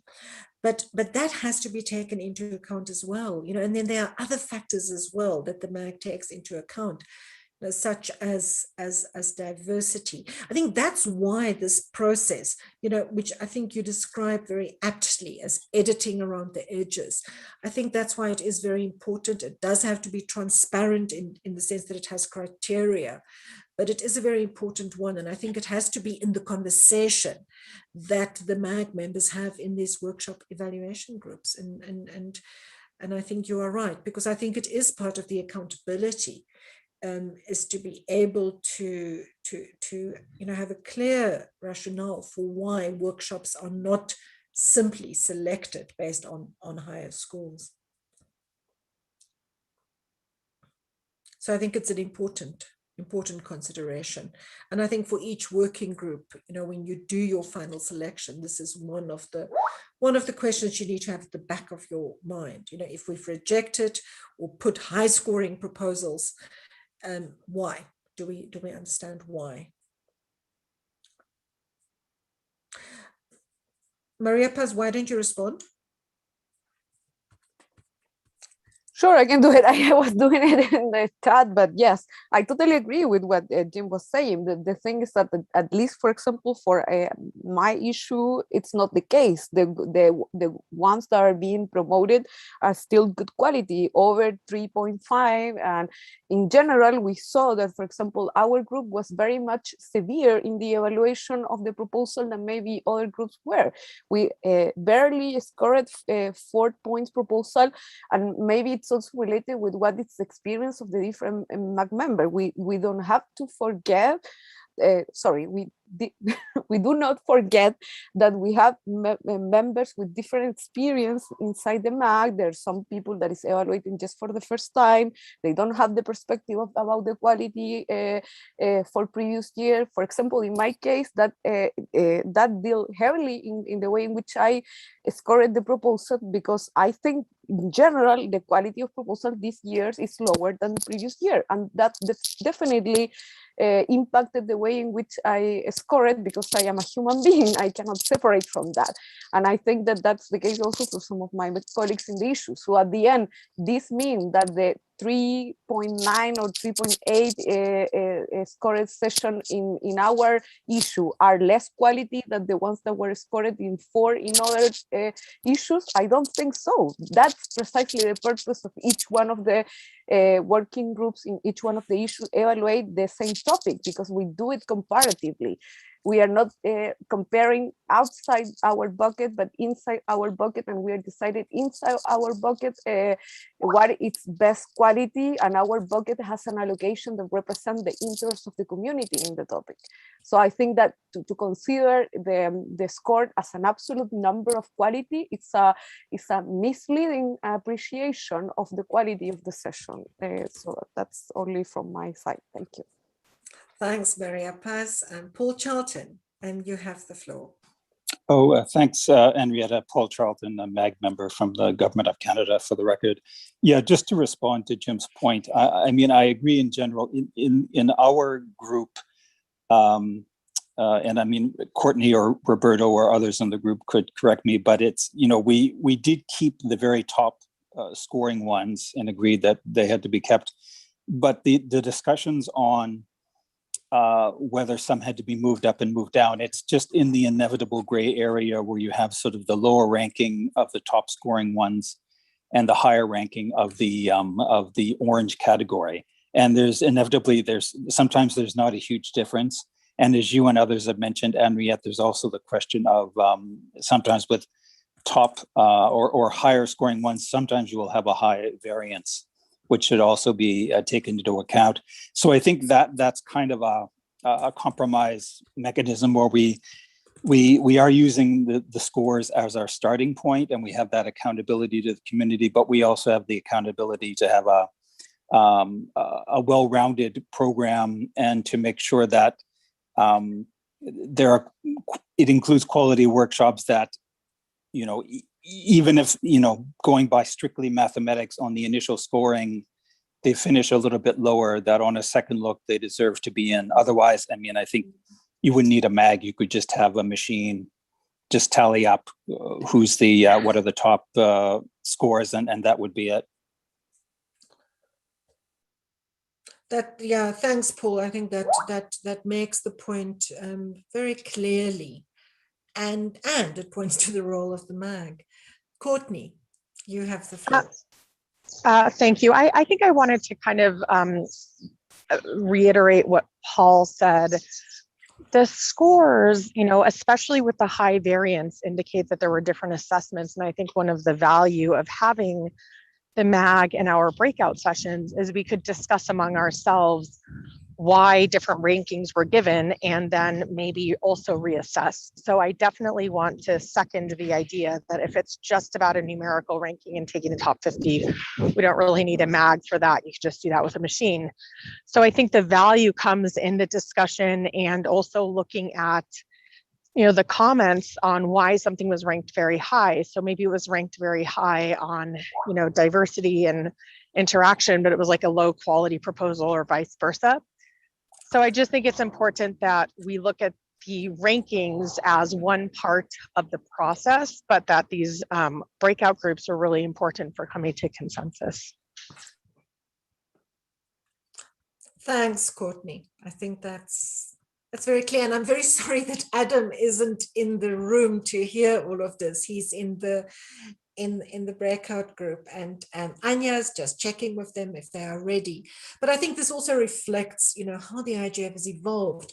You know, Adam was on the MAG previously. Adam worked in the Secretariat, but it was at a very different time. And some of you will remember that the IGF had some fixed themes. There were 5 fixed thematic areas.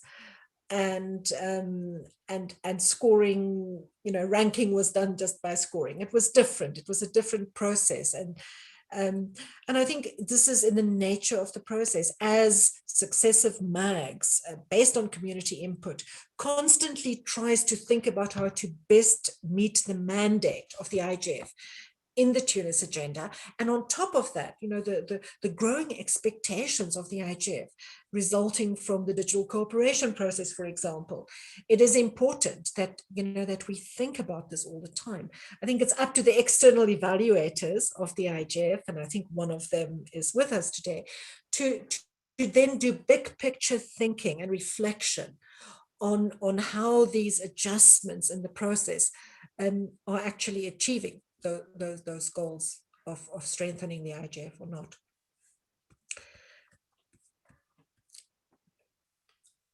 I'm just checking. if the group is ready to come back, anyone else that has any reflections or questions, please jump in. I'm sorry that we have to wait for them, but I think they needed the time because they deal with multiple cross-cutting and emerging issue areas. So they had several sorting processes to finalize.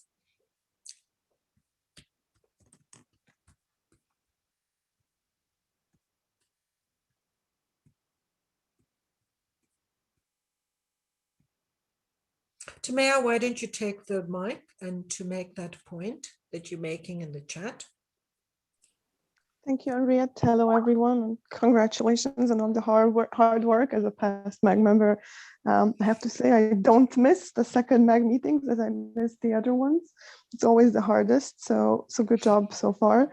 My point was really just to come back to what Jim has asked before, because I think we went into a discussion around why don't we make the selection on the top X%, and I don't think that really is the issue. The issue is having a consistent narrative and a good explanation on why those few that were chosen. There's always only a few that are chosen.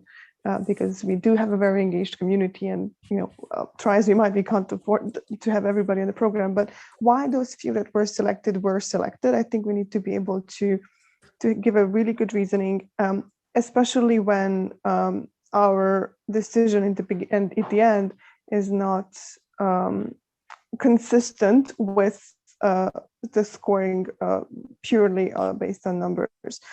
Because that is where the legitimacy comes from this transparency and from this really providing a reasoning to those who didn't make it onto the program as to why that happened. And I think this can be because of diversity. This can be because of we want more issues to be discussed. This can happen for a number of reasons, but I think we owe it to the community and to the proposers to explain as to why or why not. That's all.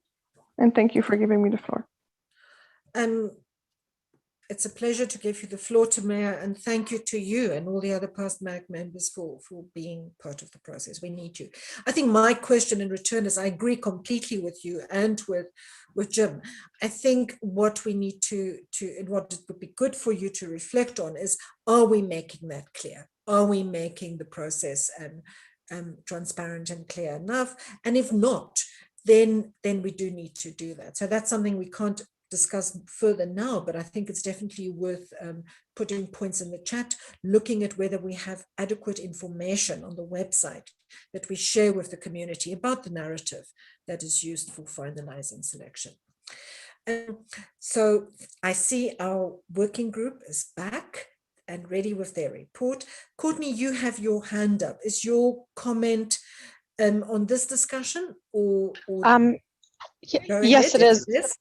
Yes, I mean, just briefly that I think it's very important that we don't set the expectation or assumption that, proposals are accepted or rejected solely on the basis of these scores, because that is only part of the broader process of creating a program. And those proposals were scored in a relative vacuum. Whereas now what we're trying to do is to create a whole program. So I just think that needs to be part of the dialogue so that I don't think that trying to explain, first of all, the reason that we do this, I would assume in the closed MAG groups is so that we don't create some sort of expectation that hey, you were ranked at this number, and then you didn't get in. I think we need to be very careful about not creating the perception that somehow these numbers and rankings reflect what should have been. That is only one part of a broader process. Excellent point, Courtney. So to close on this, can I ask Serena to document an action item for us that the workshop evaluation process, Roberto, who has been doing incredible work, Roberto, that you just work with the Secretariat to capture some of this discussion and add it to the section of the website, which, where we share with the community the criteria, so that it's clear to them how the process works, that we're being transparent, but taking into account Courtney's point that we don't create the expectation that a high score is the be all and end all. So thanks everyone for that discussion, and welcome back to Roman and his group, who I assume is ready to report. Thank you, Henriette. I think that our group did a great job. If I am allowed to share the screen, that would be awesome.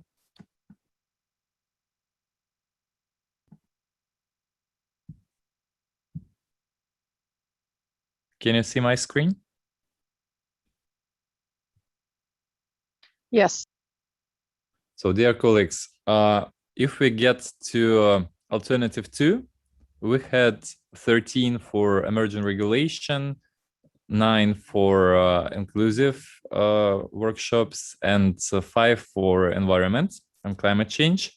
So we basically had 12 for emerging regulation, then we had 5 for environment, and a bit more for inclusive. So let me just comment.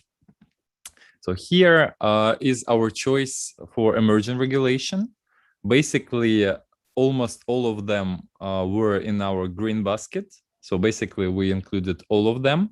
Only one proposal was moved from orange basket to the green basket because of high relevance of the topic and great speakers there. We are speaking about this one. At the same time, our internal comment is to improve diversity, which we are going to communicate to the workshop organizers. So this is it in terms of our choice for emerging regulation. Anything to be added by my colleagues before we move to the next? Or if not, here is our choice for environment and climate change. Environment, sustainability, and climate change, sorry. So those were also the best and highest scored workshop proposals. Basically, first 4 were green, and the next after green and orange was this one, big data for environmental sustainability. So we filled our quota of 5 workshops with all of those. And all of them are quite interesting, as we see. And we didn't have any argument against. So basically, more or less, yeah, everything was on consensus. And if we go to the third one, here is our choice of 13 proposals. At the same time, we were supposed to do only 9 as per this alternative, right? So, but we had 1 extra, which we spared from emerging regulation. So these 10 are kind of 100% our choice. At the same time, we did want to include this workshop from civil society participation. And also we wanted to encourage 2 workshops with participation of young people and initiated by young people. They might lack diversity, in one case regional diversity, in other case stakeholder diversity, but we considered it important to support those 2. And in this regard, we would like to ask the whole group to consider give us extra 3 slots for these proposals. This is it from my end. Dear colleagues, do you want to add something?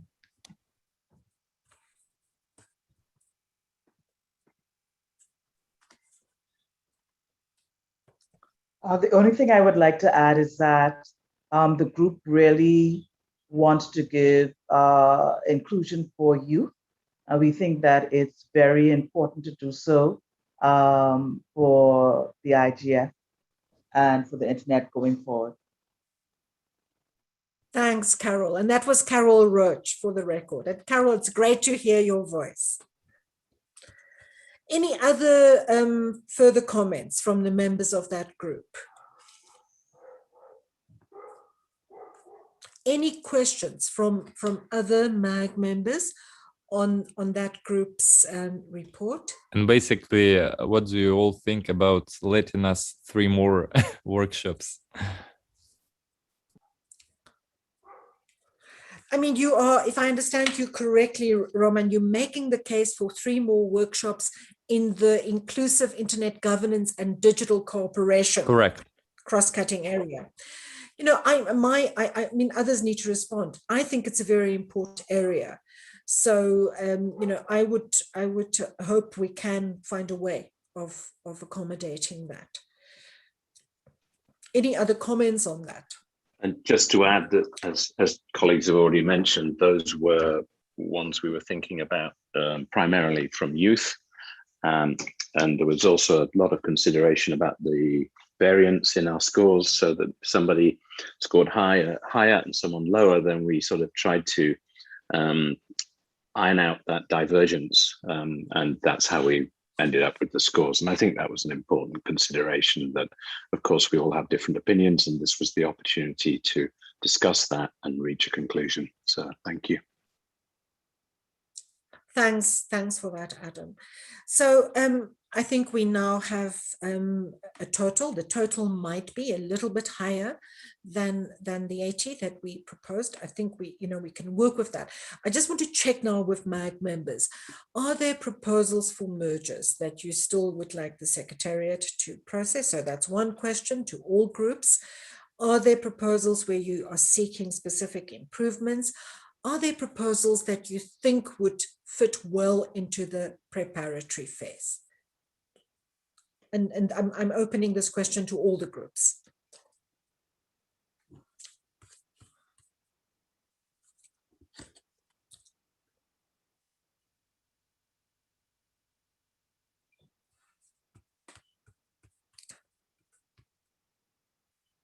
So I assume the answer is no, or the answer might be you want to reflect on this a little bit more and let the Secretariat know in the next day or so. But I think that's important, because I do recall with your initial evaluation that there were some suggestions for mergers. Possibly those have now fallen away. If they haven't, then just please share that. Did any groups have time to talk about program structure and sub-themes and how to approach main focus areas? You know, I assume you didn't. Did any group touch on that?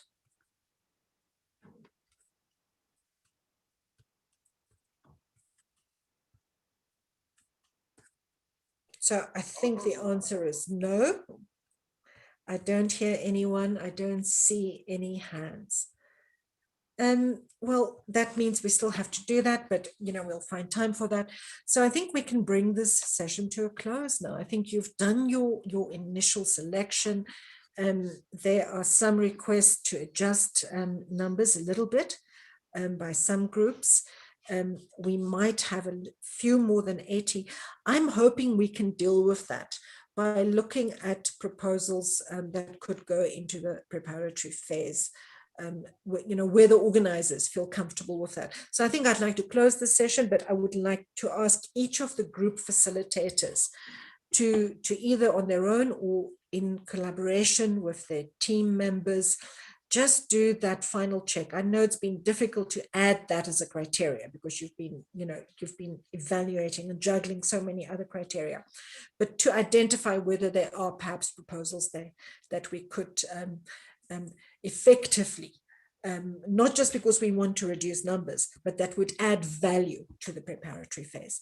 So congratulations, MAG members. I think you've completed, which is a key task and a very challenging task. So can we do a cheer? Do we do a virtual cheer at this point, or is it premature? Any questions on this process? Can we move on to the next plenary, which is to discuss the preparatory phase?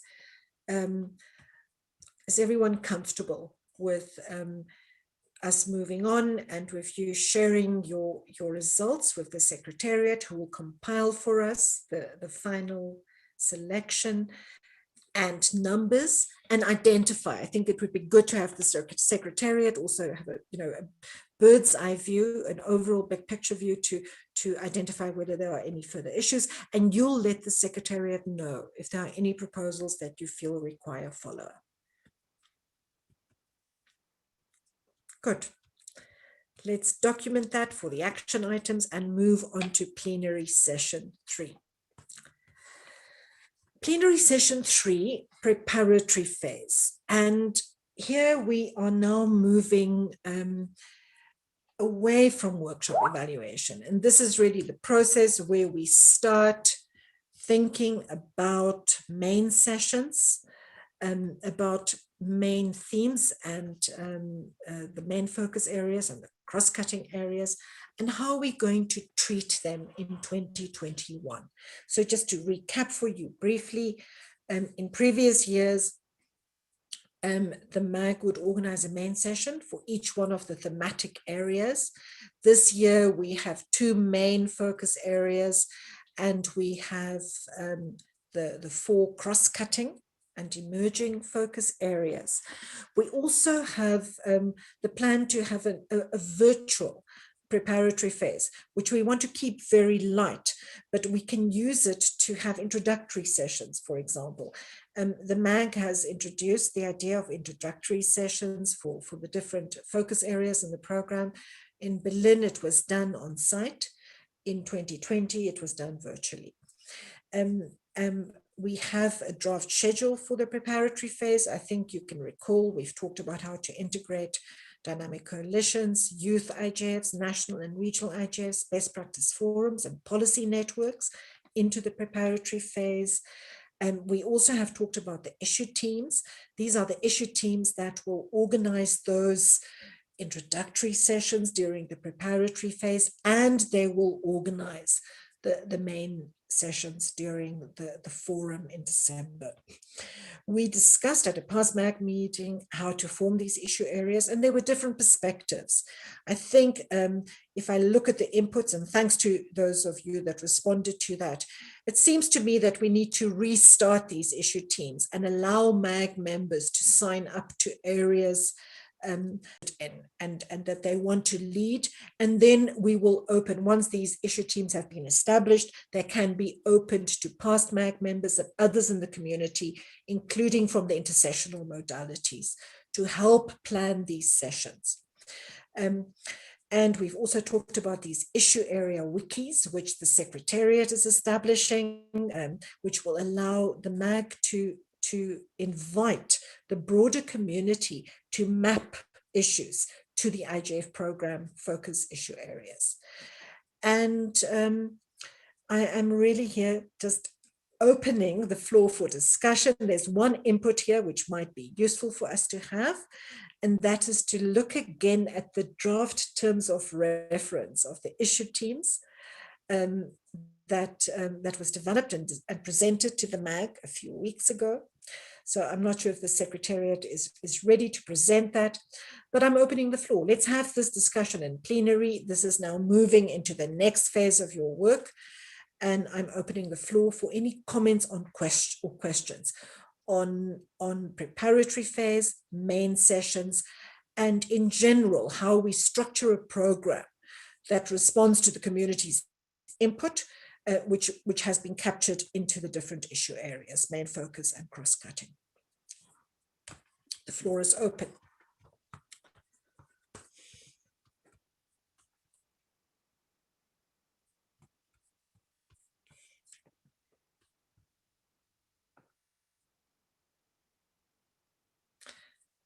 The Secretariat has posted the preparatory phase document. Would you like to see it on screen? Susan? I think whatever, suits the group. I have it open myself in my browser, but perhaps that might be useful to put it on the screen. Thanks, Henriette. I don't want to overwhelm you all with inputs, because these are inputs which you've seen before. So I think maybe it's better just to have a broader discussion. Courtney, are you saying yes, you want to see it? Yes, that would be helpful. Thanks. Anya, please, could you share the draft schedule? And please keep in mind here that the dates are still completely open, but the components are ones that the MAG have discussed and more or less agreed to. So Anya, if you can display that document for us, please. But in the meantime, MAG members, I do ask you to join the speaking queue. I'll just run through this document very briefly. So there are these different components. They respond to the main focus areas, and the preparatory phase is intended to enable broader engagement. So in fact, the whole phase is called preparatory and engagement phase. And keep in mind that this is planned also to accommodate sessions in other languages and sessions in other time zones. Also remember that these are sessions that are not supported by the host country, so there wouldn't be interpretation available, and formal documentation won't always be available, but key outputs can be gathered, documented, and cut. So the unpacking issue areas and scoping sessions, those are going to be organized by the MAG, working in collaboration with others in these issue teams. They are the same teams that would organize main sessions. 3 here, these are the multi-stakeholder community organized workshops. I would say that is, if you could just pause there, Anya, that would be only if the MAG has identified proposals that they feel would work well and that can be linked to this phase, and only in cases where the organizers have ticked the box to say that they are willing to have their workshop treated as a feeder or a preparatory phase workshop. And then, yes, whatever happens in the preparatory phase, we'll document it, and it will feed into the IGF process. And the intersessional modalities have all been invited to be part of that. And one of the events that we will definitely convene as part of the preparatory phase is a one-day event where all the intersessional modalities can present their work and invite participation and debate on their work. And that would not be necessarily focused on the IGF issue areas. That's really just a space for the intersessional modalities to have this, this kind of midterm moment to present their work. So I'm opening the floor for questions and discussions on this. Carlos Afonso, please could you take the mic and ask your question? It's much easier for us because then we also have it in the transcript.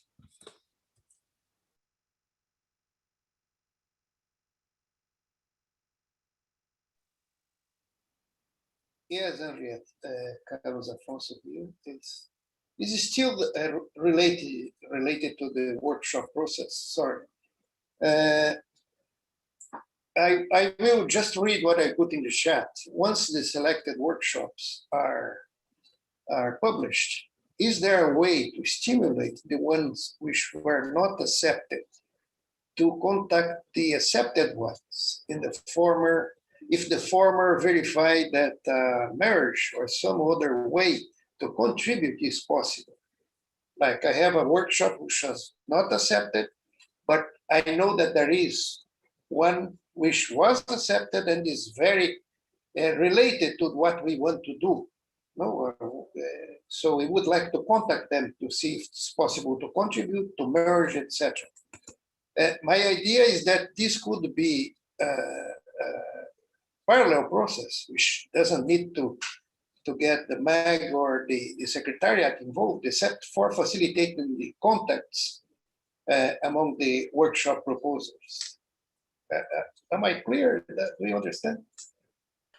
I think you are clear, and I am opening the floor to anyone from the MAG or the Secretariat to respond to your question. Does anybody want to respond to that? So Luis is saying that it's technically possible.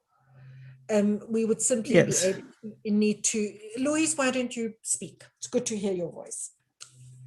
Thank you, Henriette, and all your voices as well.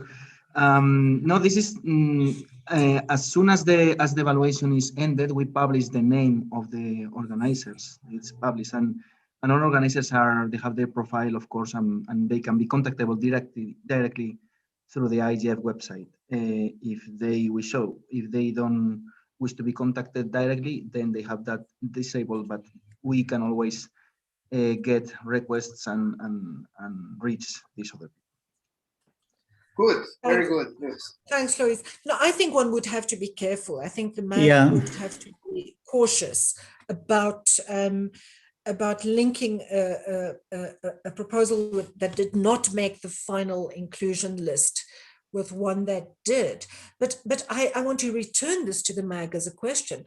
Can we perhaps use these scoping sessions for the issue areas as a way of inviting people who submitted proposals that are linked to those areas, proposals that were not selected, but at least to reach out to them very directly and invite them to join in those sessions so that we still respond to their interest and contribution to a particular issue area in that way. Would that be an option?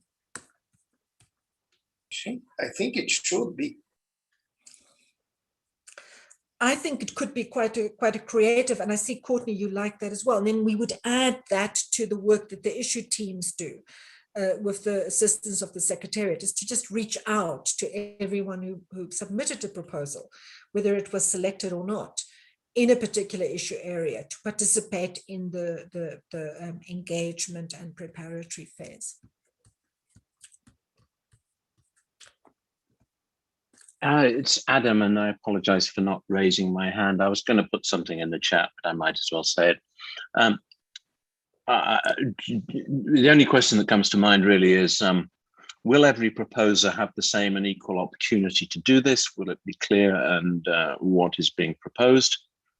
Was there any indication in the application process that email addresses might be shared? Because it's not just a matter of I may know somebody and therefore I know their email address. There should be some equality in this process. And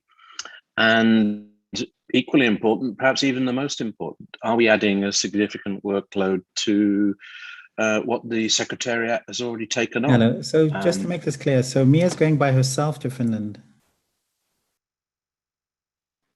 That's not probably. Adam, anyway, Adam, I'll respond to that, and I see Maria Paz is also asking about that. I don't think this is adding a significant workload, because I think for the Secretariat, it's fairly simple to sort applications by issue area. And they can then broadcast, a message to the proposers, to inform them of that there'll be an introductory session on the issue area on this date, and they're invited to participate. So I actually think it can be done in a light way. I don't think it has to be, and I think it can be done using the information and contact information that's already been disclosed to the Secretariat, with the MAG members working collaboratively with the Secretariat. So I'm not sure if I'm answering you in full, and I see Maria Paz is also concerned about that. I think it can be achieved, Maria Paz, without it being too demanding on the issue teams. But please, Maria Paz, you can take the floor if you want to elaborate on that. Susan has Adam, I can hear you want to return and speak again, and then after Adam, we'll have Susan. Yeah, I'm sorry, because it was just to respond to say, yes, what you just proposed, Henriette, sounds fair because it's equal, doesn't start involving sharing personal information and email addresses and all the rest of it. That's fine. And I do have a follow-up, but it is a follow-up, so I will defer to Susan and others. Thank you. Thanks, Adam. Susan, over to you. And then Adam, you can just add yourself to the queue again. Susan. Thank you, Henriette. And hi, everybody. I'm just taking a look at the prep phase document and trying to understand, trying to focus on where the MAG will be engaged the most in the prep phase. And it seems that The MAG tasks are associated into the deep dive into IGF 2021 issue areas. So I'm wondering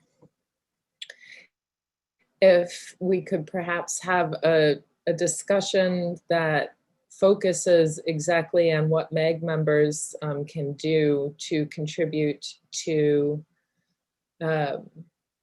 this first part of the prep phase. It looks like parts 2 and parts 3 are kind of buttoned up, and then the MAG would focus on scoping sessions, feeder workshops, scoping sessions and feeder workshops. So if it's possible to really just kind of hone in on practically what the MAG members can do to organize this, I'd be appreciative of that.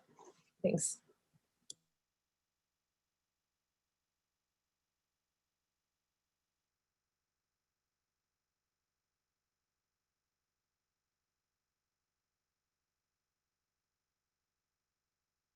Henriette, we cannot hear you. Thanks, Anya. Sorry, Susan, this time I was muted. I've asked the Secretariat to present for us the draft terms of reference of the issue teams, the MAG-led issue teams. We presented that a few weeks ago. I think you were not able to participate then, and that will begin to answer that question. So, in fact, Wim, if you are happy to do that, if you can bring up the draft terms of reference for these MAG-led issue teams that will undertake this work. And Adam, you had your hand up. Yes, because it's related and it's something that, to what you were just talking, or we were just talking about, and also Roman mentioned briefly. In our issue areas, we have, for example, you know, there are people who we don't want to merge, but we think it would be a good idea to make people aware that they're in the same issue area, and perhaps they might want to have a discussion or the opportunity to have a discussion, so that they can begin to think about how their workshops fit together. So if it's the topic on inclusive internet governance, then that group of proposers would be offered the opportunity to have a discussion amongst each other and see if they can make a sense, a sort of inclusive mini track, as it were. Not wanting to use the word track, but you know, to try and ensure that there's collaboration across them, or the opportunity for collaboration, so that track of that issue area is sort of coherent. If that might be possible and reasonable. Thanks, Adam. Oh, sorry, I don't know why I'm putting my camera on. I've just typed in the chat. I think I can think of 2 ways in which that can be done if you look at the design so far, but and we can discuss it more after Wim has presented this. But remember the idea of mapping of issues. So I think that's one way in which an invitation can be sent to everyone, an open invitation, to use the wiki issue mapping to reflect whether they are addressing issues that are on the IGF's program. And then also there's the open invitation to joining the issue teams. I think that would have to be handled a little bit with care, because you also can't create an expectation that if your workshop proposal wasn't included, you know, you can use the issue team process to get your workshop back on the agenda. You know, I think we'd have to make it clear. But I think the idea is to encourage debate and sharing of information about the IGF's focus areas in ways other than just having a workshop. But let's hear what Wim has to say about the draft terms of reference for these issue teams, and then we can continue with the discussion. Thank you, Henriette, and thank you, Anya, for putting the link to the terms of references in the chat. I think it has been, or this document has been discussed or presented at length, I think probably 2 months ago or 1.5 months ago. So I suggest to really focus on the point 2.2 in the terms of references, which you see on the screen. And the role of the issue teams, I think it has been said earlier today during the meeting, an idea, the most easy way to approach those issue teams is, well, they're actually similar to the teams that were formed in previous years to prepare a main session on for a specific work stream. With that difference that this year, the task of the issue teams would be to look what is happening in the broader IGF community on their issue and try to bring that information together as a start to prepare the IGF program. So that, I think, is summarized in the 2 points you see there under 2.2. So that's actually looking in the community and try to serve as focal points, collecting information on how issues are being addressed. So that information, or based on that preparatory task, the issue teams should then help to organize the preparatory phase. Also create those or help to populate those wiki pages, which on one hand are intended to be very helpful for the IGF process and program process itself, to build upon those the information on those wiki pages, the program, and to build synergies, but also for the broader community. So I would like just to pause here to see if there are any questions or comments on the purpose, because I think that's the most essential, that it's clear for everyone. I see Susan, yes? So that's Yes. Hi, Wim. I'm sorry, perhaps you would use the terms main session. I'm confused if we're now talking about main session organization or if we are focusing on the sessions of the prep phase. Actually both. But the idea is that instead of just forming a small group that organizes a main session, the MAG now forms groups on those issue areas. And once you have those groups will be responsible to help preparing the sessions in the preparatory phase within that issue area. But then later on, also preparing the main sessions on those topics. And the idea behind is really that instead, compared to previous years, where the focus was on organizing main sessions, the focus partly this year is trying to bottom up bring activities and initiatives that are happening within the community up to the IGF meeting. So that's the main reason. My only concern, and I see Maria Paz has added something to the chat, is that that might be a lot. Well, it seems that main session proposals should begin organizing now, and the prep phase is. I guess I just want to clarify that there is not an expectation that the prep phase will inform the main session proposal, because that's a very short window to develop a main session after the prep phase.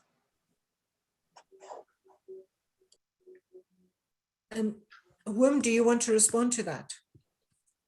No, actually,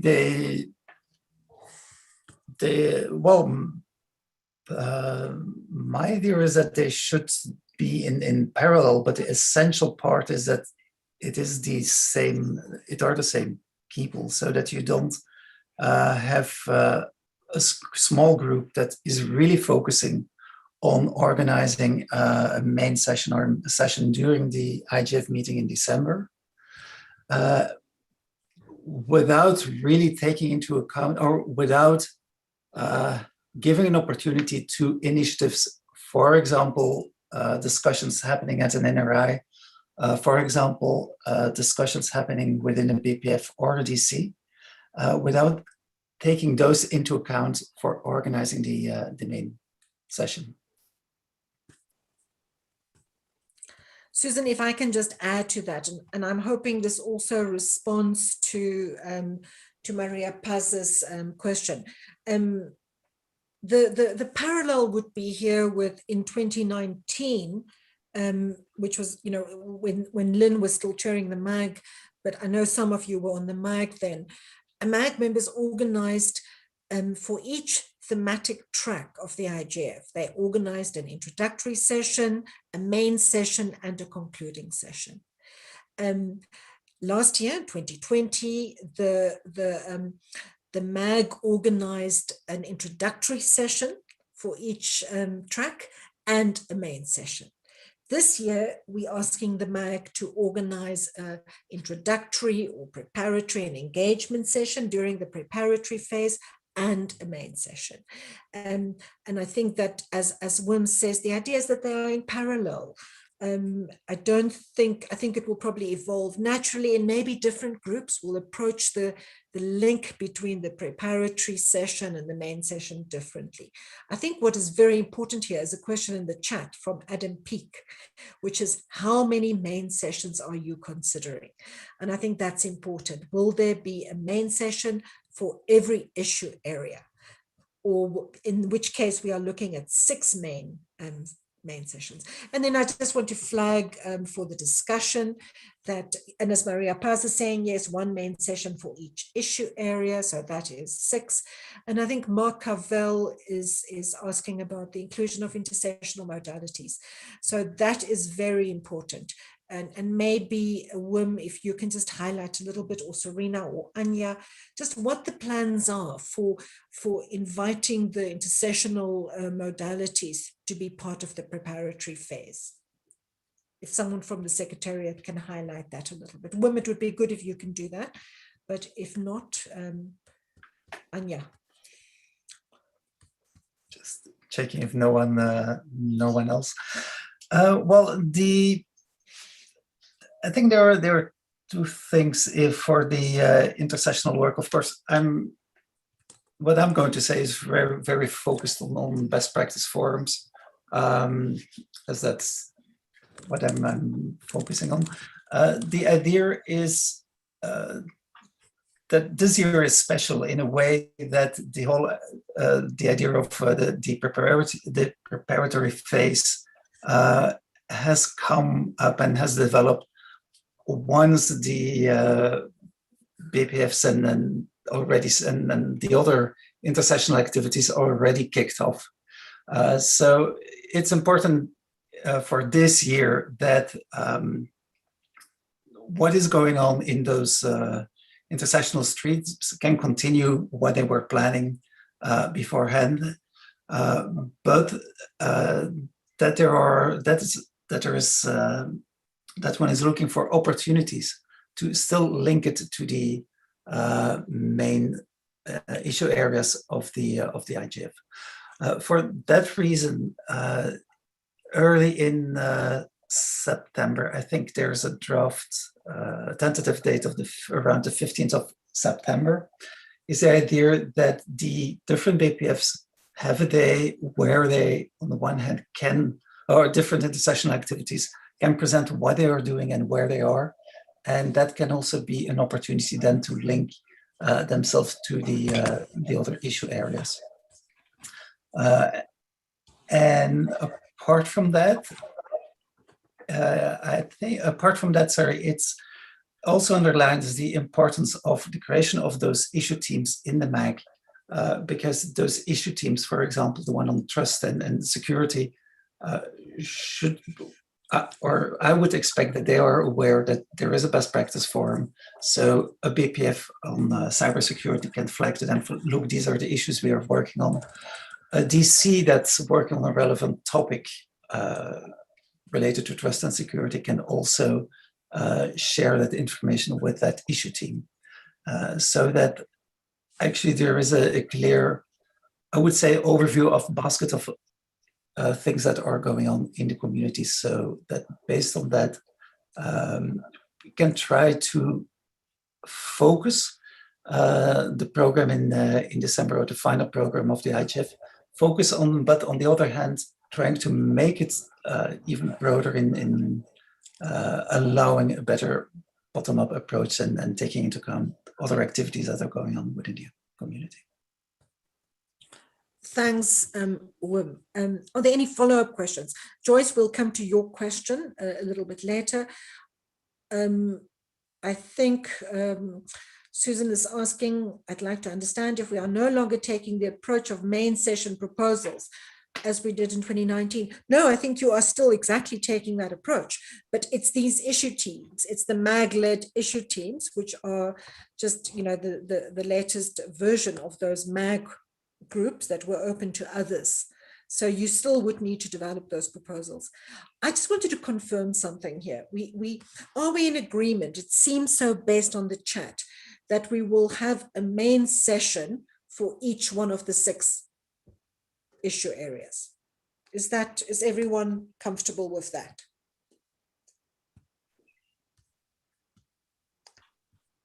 I will open the floor, and I don't see yeses or nos, but I think that is what we need to decide today. That's an important logistical decision. And if that is the case, does that mean we need to have 6 sessions in the preparatory and engagement phase? And my response would be that yes, but that doesn't mean there have to be 6 discrete sessions. We can have, you know, one session that covers several of the cross-cutting areas at the same time, or, you know, or the 2 main sessions at the same time. So it doesn't have, you know, it doesn't mean that there have to be discrete, separate events. It just means that we do need to address them. But can I hear voices on, you know, are we in agreement that we'll have a main session and some session that addresses the issues during the preparatory phase for each of the 6 issue areas? Is everyone comfortable with that? Yeah. Carlos Afonso. Roberto, I'm not sure if you wanted to speak to that. Yes. Please go ahead. Thank you very much. Yeah, if we follow what we did last year, Henriette and colleagues, one of the advantages to having a main session was actually to have a slot that was not going to compete with other and have some other facilities. That's another thing that we need to know now. I mean, if I understood correctly to what you just said, then if they are going to be like parallel main sessions, then perhaps they won't have any other some other facilities as they did in the last year. That's something that we will have to discuss. Besides that, I think I agree that since now we are fewer members, MAC members, and as you know, Henriette, and I agree with you totally, there is a lack of active participation from all of them in the different previous tasks. I'm not sure if all of them are going to be committed to actively work in the following months in order to be involved in the organization of these issue sessions, which I totally support. I will also support that we will need to have 6 of those, each for each issue team. But what I also would like to suggest about that is to have flexibility. And that means that in one case, we could actually identify if there is a very interesting or good session that could actually be selected as the issue session or the main session for that issue. That will be an alternative, or if there is an interest of one group of MAC members that would like to organize, considering how hard the work is, but perhaps there will be some group that would like to organize a main session for one of the particular 6 issue groups. So that will be my advice, to have a little bit of flexibility in order to follow that, and also to have what will be the characteristics this year for these 6 issue sessions. Thank you, Maria. Thanks for that, Roberto. And I think that that's a very useful suggestion. I think what remains important is that that even if one practices that flexibility, that the MAG curation and the MAG leadership, which also comes with MAG accountability, does remain clear. Susan, I think you want to speak to this as well. And then we'll go on to Joyce, who's asking the very important question about how do we form the issue teams. And I also would like MAG members to respond and share whether they, in principle, they are in agreement with those, the terms of reference for the issue teams, or would you like time for us to put it up as a Google Doc for you to respond? I know you've actually had that chance, but you also had other work. So we can still give you a little bit of time to respond to the issue terms of reference, but we do need to finalize that, because that then becomes the guidelines for how these groups will work. Susan. Thanks so much, Henriette. And I appreciate your patience as I seek to understand the process here. But it seems that we've agreed that there will be 6 issue teams to help organize the preparatory phase. And then there will be 6 parallel main sessions at the IGF 2021. I guess my question is whether what the substance, how the substance and of the main sessions will be developed. In previous years, the topics of the main sessions were not tied or did not have to kind of, let's see, closely track the themes themselves. I understand that we're moving towards a process whereby the themes of the main sessions, of which there will be 6, are established. And then my question is, the issue teams themselves, they work to develop, do they work to develop a proposal for the MAG for a main session, or or these issue teams, is it already presumed that whatever the issue teams develop for the main session will be accepted? I think that's a question of process.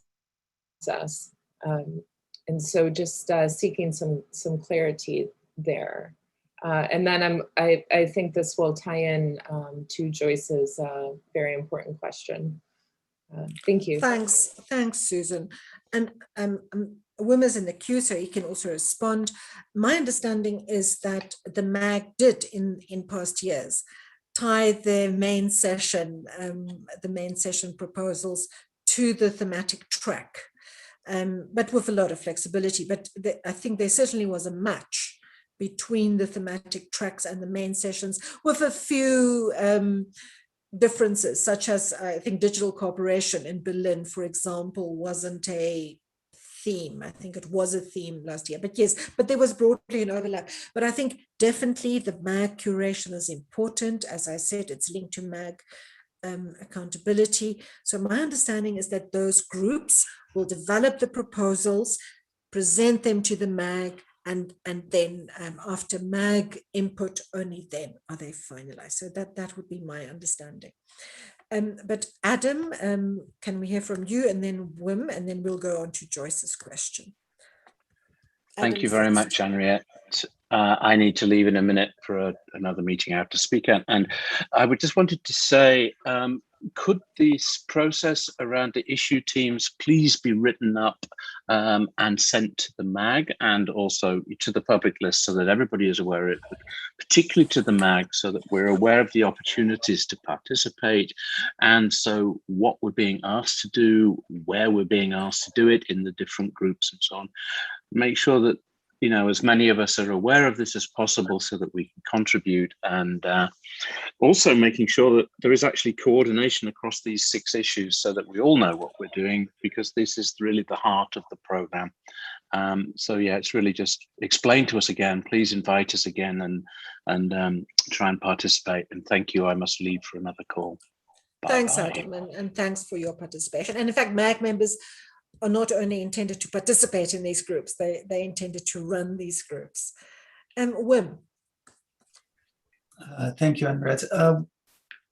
While you were speaking, one idea came to my mind that maybe has not been mentioned already, is that one of the reasons why those preparatory sessions have been literally moved from the week before the IGF meeting, where it is just presenting what is going to happen at the meeting itself, to literally 2 months, was just to allow additional input and the community to come up and flag from, look, well, we are working on an issue that might be interesting, or an initiative that might be interesting for that issue area, and in that way also help the organizers of the main sessions to come up with a richer program. I think that's something that was discussed, but very early on in the when developing this program. Yes, I think, and that was actually in the proposals from the MAG working group strategy. And I think, Wim, if we follow up on the action item that Adam asked for, which is to share again with the MAG the terms of reference and the process, you know, then we can add that rationale and see if it's feasible. I think the other thing, and I know, Maria Paz, you keep reiterating, you know, the concern about the feasibility of this. And I think that we do need to be open to the challenges that this entails. And I think we can try and respond to that. So I think it's very important that we do have this preparatory and engagement phase. But I think the MAG and the issue teams do have the flexibility and the opportunity to scale it back if they feel that you know what the goals are not realistic. I now want to give the floor to Joyce, who asks the question about how do we form these issue teams.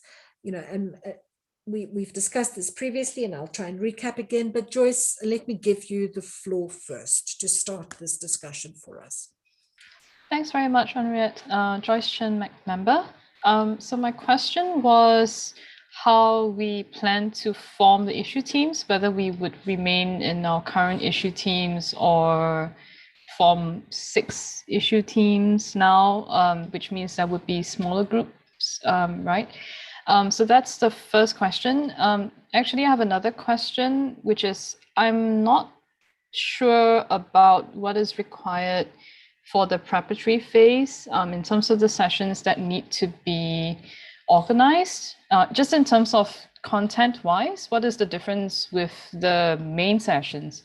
So for the preparatory sessions, is it more about introducing what the main issue is, something like that? Or I don't think I really understand what exactly goes into that preparatory session that we would need to form to organize as the issue team. Thanks.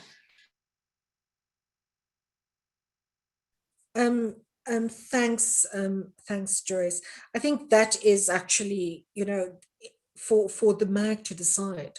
The MAG has treated these introductory sessions differently in different years. I think what the issue teams terms of reference and the other documents we've developed includes is some of the outcomes we want to achieve with these introductory sessions. And that is to integrate with NRIs, to integrate with the intersessional modalities, with dynamic coalitions, And I think the issued teams can decide how they approach that. It could be, scoping. It could be just inviting a policy network, for example, to co-organize.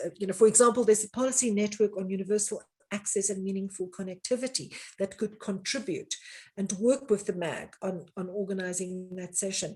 So I think the goal, for me, it's really more important that we try and achieve the objectives. And the objectives are more engagement, more inclusion, and more outcome and impact orientation. I think it's really for the MAG to decide how they achieve those. As for the groups, forming the groups, let me open the floor to proposals from that. We asked the MAG this question previously, and you were given 3 options. Do you continue to work in the issued teams that developed the texts and the policy questions earlier this year for each issue area? Do you work in your workshop evaluation groups, or do we start from scratch and invite MAG members to sign up to groups that they are interested in, to identify with an issue area amongst the 6 that they are interested in, or more than one, because MAG members can also join more than one issue team. And that's the decision that we need to make. My sense, listening to your responses in the MAG call where we discussed this, and the email responses, that it's actually better to start a new process, where MAG members identify which issue areas they want to work on, and then to open it up to others in the community to join that process. But I would suggest that before you open it up to others, that MAG members themselves first, achieve consensus or reach consensus, at least on the overall scope of work of that issue team, and also the process. For example, as Susan was saying, do you still submit a proposal for a main session? So let me open the floor, and to start us off, I'm giving the floor to Roberto Zambrana. Thank you, Henriette. Yes, I agree with what you've just said about starting the process again, because we didn't have that before, the input about knowing which were the proposals. Now we do, and it will be difficult if we go using the same group, because in the case of the cross-cutting and emerging themes, they do have several issues to discuss. So I think it would be better to continue with the approach of separating issue groups, but starting the process again. So putting a link for the ones that want to join any one of these groups, and also from the outside community too. That's it. Thank you, Henriette. Thanks, Roberto. Joyce, are you back in the queue? Yes, I am, but I think Courtney and Susan had their hands up before me. So let's hear from Courtney, and then Susan, and then again from Joyce. Thank you. I would support the idea of this is Courtney Raj, MAG member. I would support the idea of redoing the issue team so that we can self-select into those areas that we're most interested or expertise or want to contribute to. And I had an associated question, which is, for the cross-cutting themes, are we going to do that as one theme? Like, is that one group, or will those be multiple groups based on the cross-cutting themes? Thank you. Sorry, Courtney, can you just repeat that last part of the question? Yes. So the issue teams, there will be one per cross-cutting issue, or will there be one issue team for all cross-cutting issues? Does that clarify? What would be your preference? I think this is one of the decisions we need to make. So perhaps before you leave the floor, what do you think? I mean, it seems to me we should start with having individual teams for each cross-cutting issue, because some of them are quite different. So I think that would be better than having just one team across all of those various issues, and that will allow community members to focus in on those particular issues that they have expertise or interest in. Thanks. I think that makes sense. Susan, you are next. Yes, thanks. I think that makes sense as well. And also because, as Luis has just put in the chat, there are already 6 different lists. So it might be great to soon just to see folks can raise their hands or clarify which group they want to be a part of. And we might be able to get started. Thanks, Susan. We have then Roberto and Joyce. I think Joyce, you first, and then Roberto. Sorry, my hand was down. Sorry, in my case. Thanks, Henriette. Joyce Chen again, MAC member. Just repeating what I said on the chat, which is I think we should re-sign up for the issue teams. And I think the first time we signed up, it was really to help build the narrative around the issues. And so a few of us actually crossed many different teams. And then the next time we signed up for teams was for, doing the workshop evaluations. And I think this system wouldn't work because now we have 6 groups. I think we should just all re-sign up for whatever issue team works for us, because the level of expertise required to put the content and the speakers together are slightly higher now than they were previously. And so I would support that option. Thanks. Thanks for that, Joyce. I think there's consensus on that. So if I gather what have been said, so anyone objects, now you have to speak. We'll recreate these issue groups. We'll reuse the lists that Luis says have already been set up, and we'll have one for each of the issue areas, for the 2 main focus areas and the 4 cross-cutting areas. Any other points, any other questions?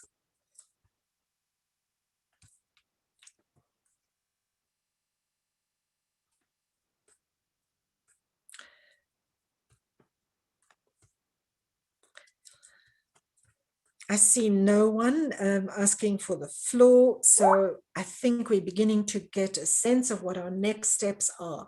I wanted to, before we close the call, because we don't have that much longer, and these issue area wikis that we've been mentioning and that have come up, and the idea of mapping issues. Does everyone understand that? Is that something you'd like the Secretariat to say more about, or was everyone on board with what that would be and how it would work? So I'm putting that question out, and I'm also putting the other question out, which is, when would you like to start the work? At the moment we are planning, initially we plan to start these preparatory sessions in September. Is that still a realistic target date? Do MAG members feel that these issue teams might need more time? So just, we don't have to finalize all the decisions on that, but I'd like to hear your reflection on this process. So I'm opening the floor for any further comments on the preparatory phase, on the issue area wikis, on the issue teams, and particularly on inviting other members of the community to join them. Any other comments or questions?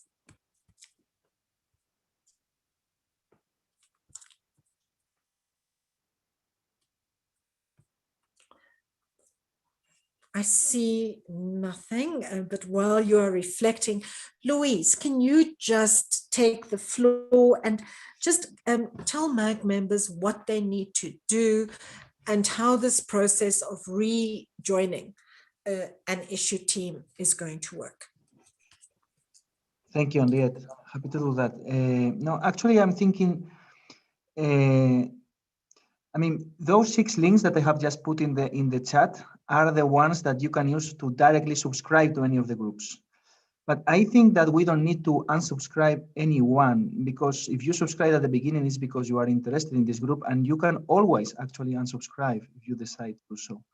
So these are groups lists to start working with, and I don't think it's necessary unless you tell me that we remove everyone from the list and then they have to resubscribe again. So everyone is free to go to the lists, subscribe autonomously, or unsubscribe if you want to do so. It's everything in these 6 links, depending on the group. So can we then, as an action item, invite all MAG members to either unsubscribe or subscribe to an issue team list that they are interested in? If you find it difficult to subscribe to mailing list, then just please write to Luis and he will help you. And I think we need to do this in the next week. So, give us a fairly tight deadline for that, because these teams do need to start working. But the first step is for MAG members to sign up. And remember, you can join more than one. That doesn't mean that you will be the facilitator of more than one. And we will also need some facilitators for these groups. But if you're interested in more than one issue area, then please just sign up to more than one. So I think that's an action area for MAG members to sign up to those issue areas. Any other comments or questions about the next step of the process? The other action item I think that we've already captured is that the Secretariat will share the document that outlines the terms of reference for these teams. And I think we need to update that and adapt that a little bit so that it reflects everything that needs to be done and everyone is comfortable with it.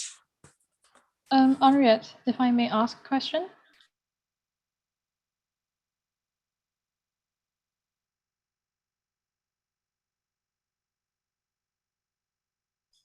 Hello? Henriette, we cannot hear you.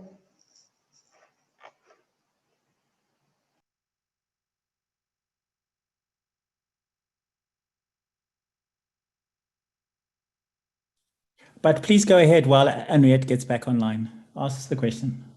Okay, sure, Chingatai. And thanks very much, Joyce Chen, MAG member.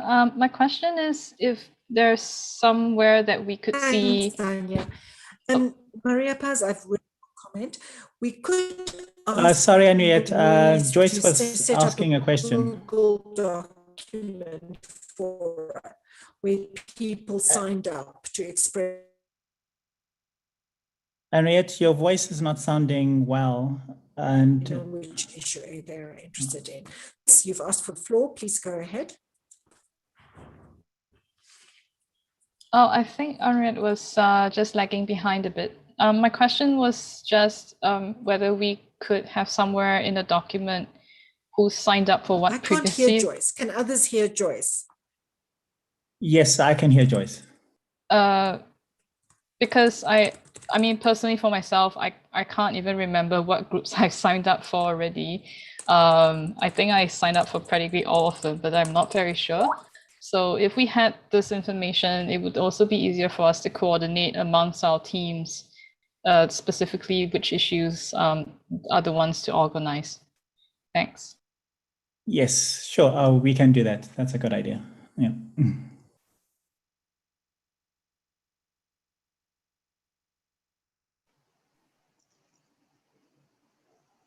Yes, Chingatai, maybe you can continue, Henriette asked, until she reconnects. Yeah, I don't hear her, and okay, that's fine. Do we have any other questions? Any other hands that are up? I don't see any hands. All questions? Chingatai, if I may, with this thing about the groups. Yes. I mean, it's what the MAG prefers. So we can remove everyone who is in the lists, or we can just put in a document who is in the list now. The point is that creating a document and synchronizing with the lists is a manual thing, while the subscribers to the list is people are changing all the time, correct? Yes, exactly. So it doesn't make sense. So basically, the decision here is only if you want to remove everyone who is in the list now, which is also valid. And then everyone can sign again. Everyone is interested. Resign. I think that's a good idea. Do we have anybody who does not think that that's a good idea? It also shows that you are actively interested in it and you're not just on the list because you didn't attend the meeting or you just have not taken any action. So it does show that there is an active component to it.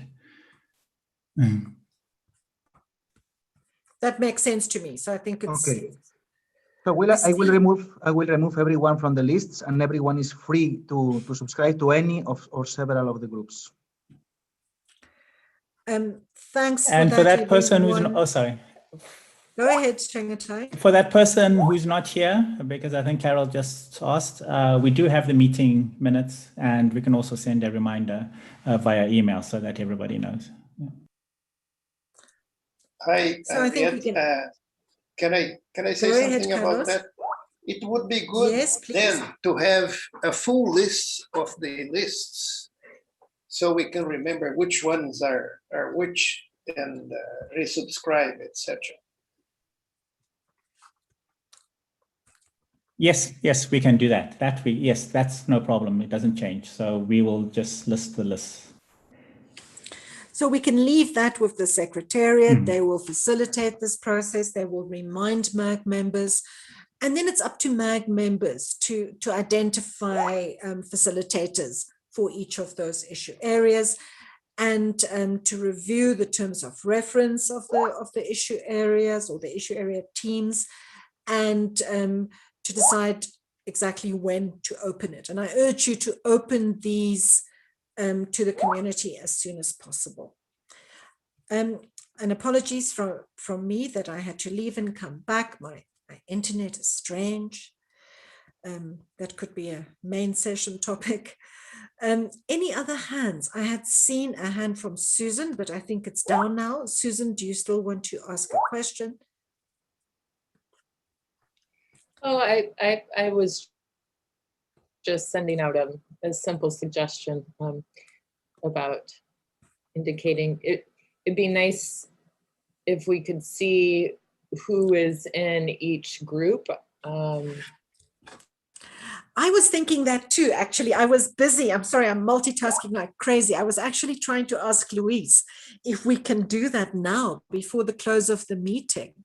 You know, just to do a simple poll to get a sense, and not just from MAG members, from everyone, all our observers as well, just to get a sense at this point.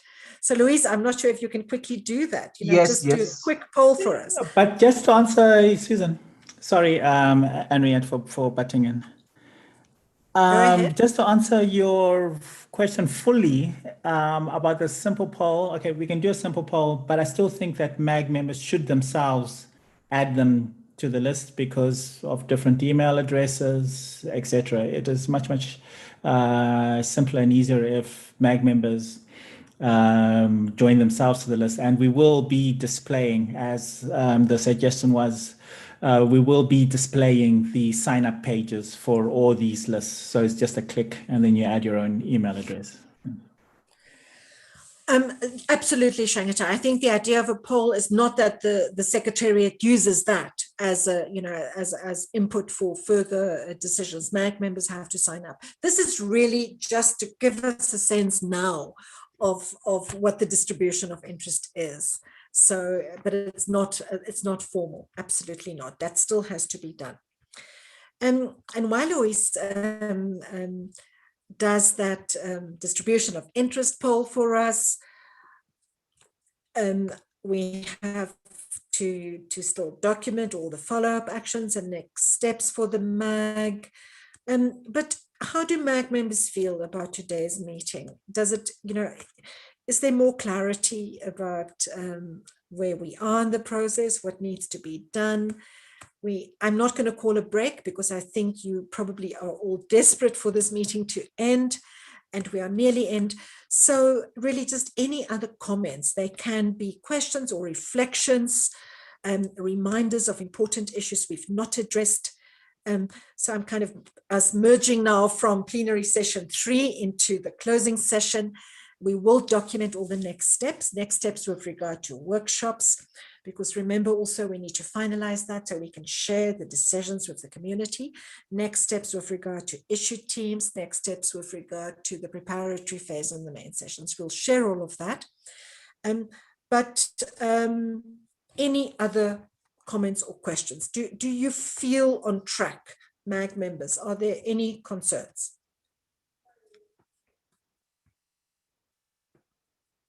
Or any reflections to share? Hi, Henriette. I just have if that's okay, if I can jump in with reflection. Please. Okay, perfect. On the wiki resource, just my initial thoughts are that it might be useful to have that content populated, or at least to know that the Secretariat or the consultants will start inputting content into the wiki. My concern is that that MEG members might not be able to, or might not be sufficiently enthusiastic. I hate to say that, but I will do my part to try and help to input content. But just if we know that there will be kind of a push by the Secretariat to organize the wiki and to populate it with content would be reassuring. Thanks, Susan. And maybe we can hear from Women Louise in response to that. And I think also it's a good moment to remember that during the Berlin IGF, that members of the community in Germany had set up an IGF wiki, which was a fantastic resource. And I think many of them are still with us, and that content is still there, and that energy is also there. So I think that we should also not underestimate the commitment that there is in the community to contribute content. But Louise and Wim, did you want to just react to Susan's reflection on the wiki? Any thoughts? A quick thought is, well, the practical how to deal with it practical and what technical tools to use. I think that's something that still needs to be discussed. But the main idea is to try and collect the information. And I do agree that probably we and then I say the Secretariat and but also some MAC members might have a pretty good idea of what to put or what to add to a wiki, just almost as just what happened in or what's happened in the program or the previous years. But I think one of the important things is to also consider it as a living document, so that there can be initial content, but that it's also kept open between now and the IGF itself, so that community members can just flag from, well, we have a topic, or we're working on something that's really relevant, and can we add? So that's two things I think that we still need to reflect on practically. Is one, the exact technical wiki, but then probably also, and then together with MAG members involved in that in the topics, on an easy way for the community to flag what's or to add their content on the wiki. So, but I really agree with what Susan says. It should not be like a real burden on the MAG members already charged with preparing the issue. But MAG members could help flagging to the community of, look, this wiki exists. If you have something relevant, send the information or flag it, that at least we can add it to the wiki. Thanks, Wim. I see no further hands, so I think we can bring this meeting to a close. I think just picking up on the discussion about the wiki, it is an effort also to give youth IGF initiatives, NRIs, dynamic coalitions, and BPFs and the policy networks, part to an opportunity to contribute their work and their context. I think what we do need to keep in mind, and also as a reality check, is that there are many innovations this year. So the MAG, the Secretariat, the intersessional modalities are all taking on extra tasks and extra goals, to help achieve this goal of a more focused strategic IGF. And I think that we need to be realistic about what we can achieve. We'll learn a lot from this process. I think the effort is worth it, but I respect the fact that it is an additional effort, and it is demanding on the MAG. But the MAG interfacing with the community, creating spaces for the community, really collaborating. I'm getting a message that my connection is unstable. Really collaborating with the intersessional activities. I think we can achieve many of these goals. So to bring our meeting to a close, thank you very much, everyone. I think you've achieved more today than you realize. And please do read the meeting minutes. The Secretariat takes excellent minutes, and there are action items. Look at those, and we'll share those on the list. And thanks everyone for getting us to this point. I think it's a very important milestone in the preparation. So before we close, I'm going to first ask Chemek Tepiak, who's representing the host country, if he has any remarks to share before we close. And then Shangatai will brief us on our next meeting. Chemek, do you have anything to share? If you are... Thank you very much, Madam Chair, Annette, for giving me the floor. Just to kindly inform all my colleagues that I've been listening to a very, very vibrant and very good meeting today, and we are of course taking note of everything that has been said, and we will be working closely with you in the upcoming months to prepare ourselves for the IGF in Katowice. So you can count on our support and permanent assistance, and we are looking forward to further cooperating with you. Thank you very much for all your current efforts, and all the best to you all. Take care. Bye. Thanks very much, Chemek. And Shangatai, last words to you. When is our next meeting? And then Luis is going to do the poll for us while Shangatai speaks. Thank you very much, Henriette. We are aware that I'm not using the royal we, I'm using the we as the Secretariat and also the MAG Chair, that we are coming towards the northern summer period, which is basically July and August.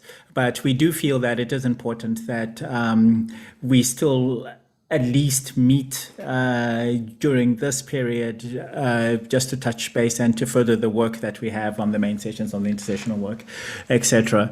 So we would be proposing that we have 2 meetings in July. That will be on the 13th and then also on the 27th of July. And we hope that the MAG can, most of the MAG can attend these meetings. And for August, we would keep it as the holiday month, because almost every calendar does have a holiday month. So, and also it's getting warmer in the Southern Hemisphere, so it feels kind of like a holiday. So if there's any comments, any for yay or nay on that idea, please let us know now. If not, we will just keep those dates.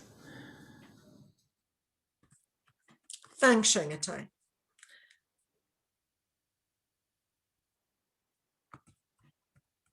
If there are no comments, I think we'll work with that and we'll share the dates in the list. And I think this also gives us time for them to get going with the issue team work before this break, which also gives the Secretariat a much needed breather. Luis, are you ready to share the results of the poll? Are people still completing it? And I invite everyone to respond to the poll, not just MAG members. Yes, we have half of the people have also already answered and numbers are not increasing. So maybe you can just publish the results. Okay, please 10 do. 10 seconds. Someone is answering now. 5 seconds. Okay, let's share it.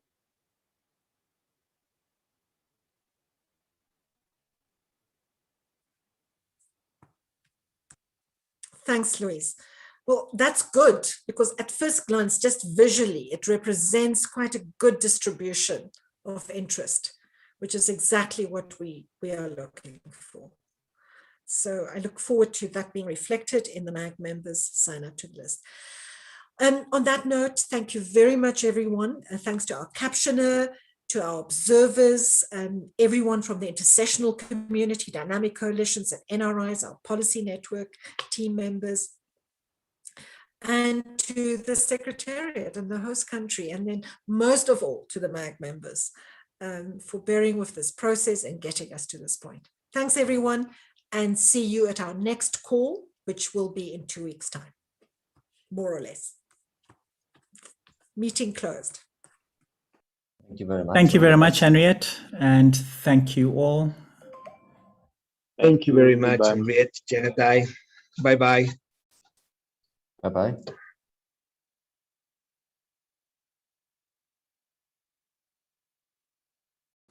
Bye-bye. Thanks.